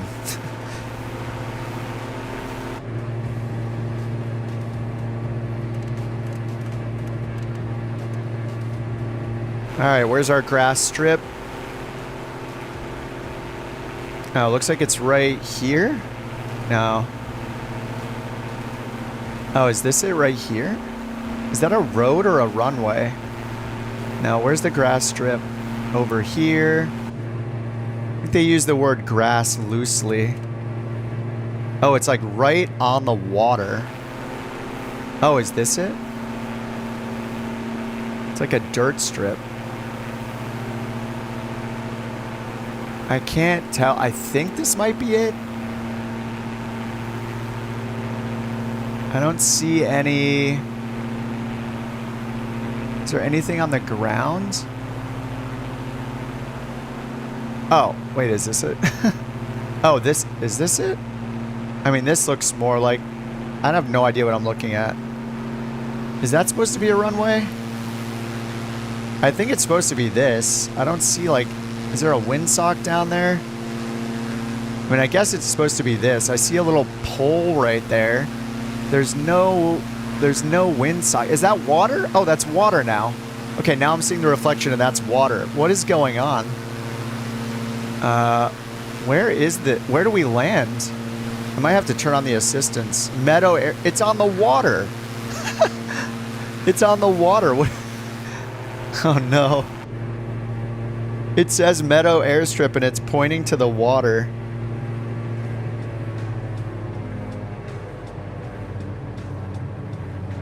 We're parallel with a runway right now, so we're gonna land to the right side of that strip of water right there, I guess.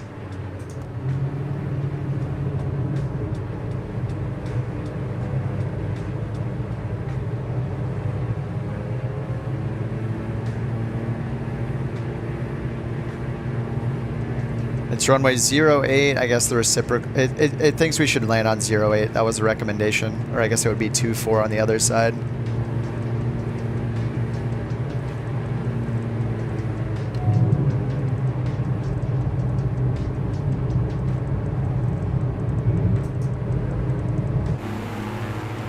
All right, we'll see how this works.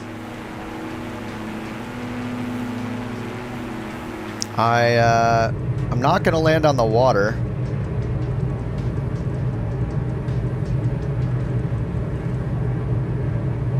Because I assume it'll say that we crashed. Hate the visibility in this thing. How'd you learn the avionics? I mean, the G1000, once you learn it, like, I read a lot of the manual. Watched a lot of YouTube videos. Okay, this is a bad idea, but I mean, it says that's where the runway is, on the water. We're just going to land in the field next to it. We're probably going to get, it's probably going to say that we have, landed in an undesignated area. This isn't even an airstrip. This is like a road.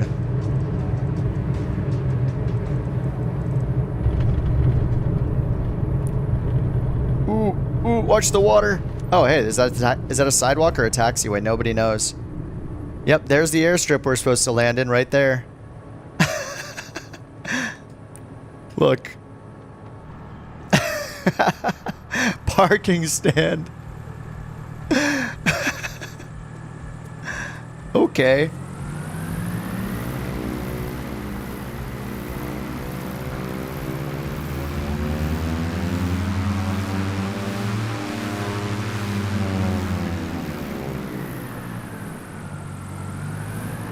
I don't know how we're gonna do this.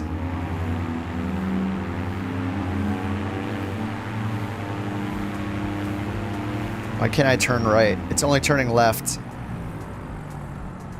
Oh, the tree is right there. Can I hit skip? Oh my god, I can skip right now. Good. Whew. I know your flight was challenging. I'm glad it was you. I would have had a rough time. Oh no. Thanks for taking care of my DA-62. Wait for engine shutdown. You're welcome. You're welcome. Hey, no problem at all, dude.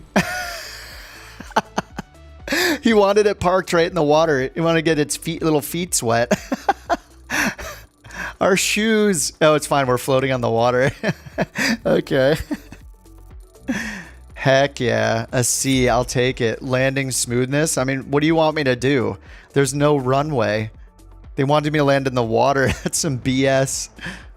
Yeah, we cooled the brakes. Exactly. All right. We revealed more of the map. Thanks for taking care of my DA-62.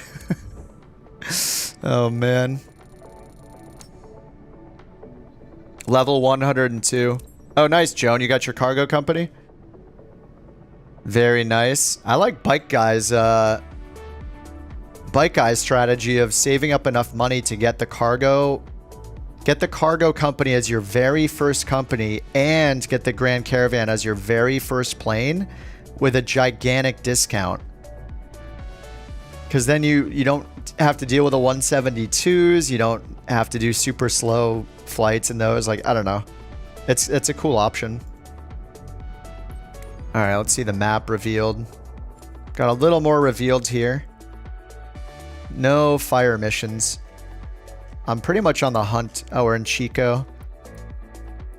Chico area. North of Sacramento. This is like Napa Valley-ish. I think. Where's Napa? Somewhere. Is it further north? Is Napa like way north? Oh, we're in Washington. Anyway, sweet. All right, that worked. No fire missions, right? This is the one I want to unlock, is the extended attack. And the last fire missions I saw were in Madagascar. Is it better to save more money and directly buy discounted max? Yeah, I guess you could. If it's going to give you 90% discount. Can't get any VFR missions. Yeah, I'm not sure what happens after you get your instrument rating. It seems like it pretty much just gives you IFR.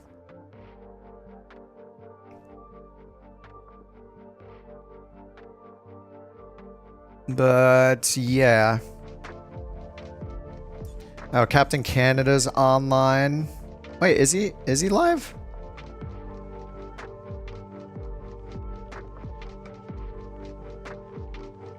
Oh no, he's offline now. He was on earlier. All right, so I can't send you guys to Canada. All right, dudes. Thanksgiving time. I'm gonna go do that. It was nice. It was a short stream, about 3 hours. If somehow I get back super early, I doubt I will. I probably won't be back until later at night, so I probably won't stream when I get home tonight. But I'll be on tomorrow. I'll be on over the weekend. We got a long 4-day weekend, so. Reunion Island. Where's that at, Jocko? I mean, I don't have everywhere unlocked, so I'm not sure.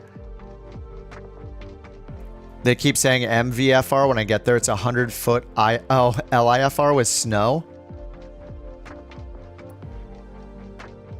Yeah, I guess it's not 100% accurate. You could try the live missions and see if you have any better luck when it's got the red dot, and use the slider up here in the top right to, as you move that, you see the red dots appear on different missions.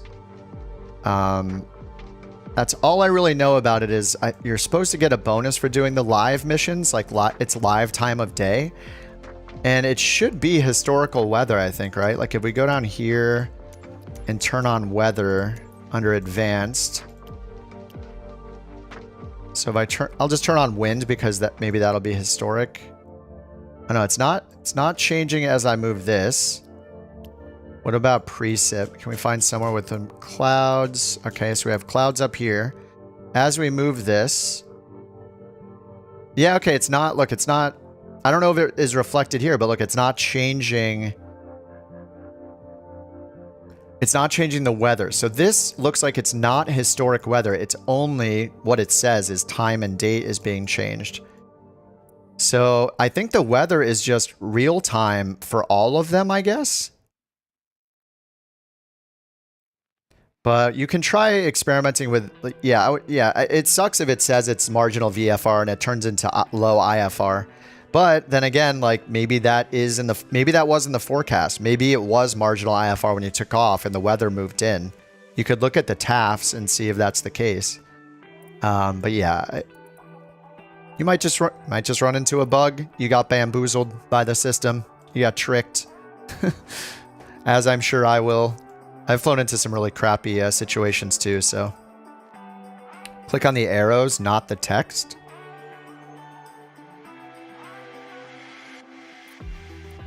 Oh, I turned the layer on. All right, guys, GG's. I'm gonna bounce for Thanksgiving for turkey and cranberry sauce and sparkling apple cider or whatever, and stuffing and gravy, all the good stuff. If you're in the U.S. and celebrating, happy Thanksgiving. There's a very small chance I'll be on later tonight, but probably not. I'll probably just see you guys tomorrow in the morning-ish. All right, guys.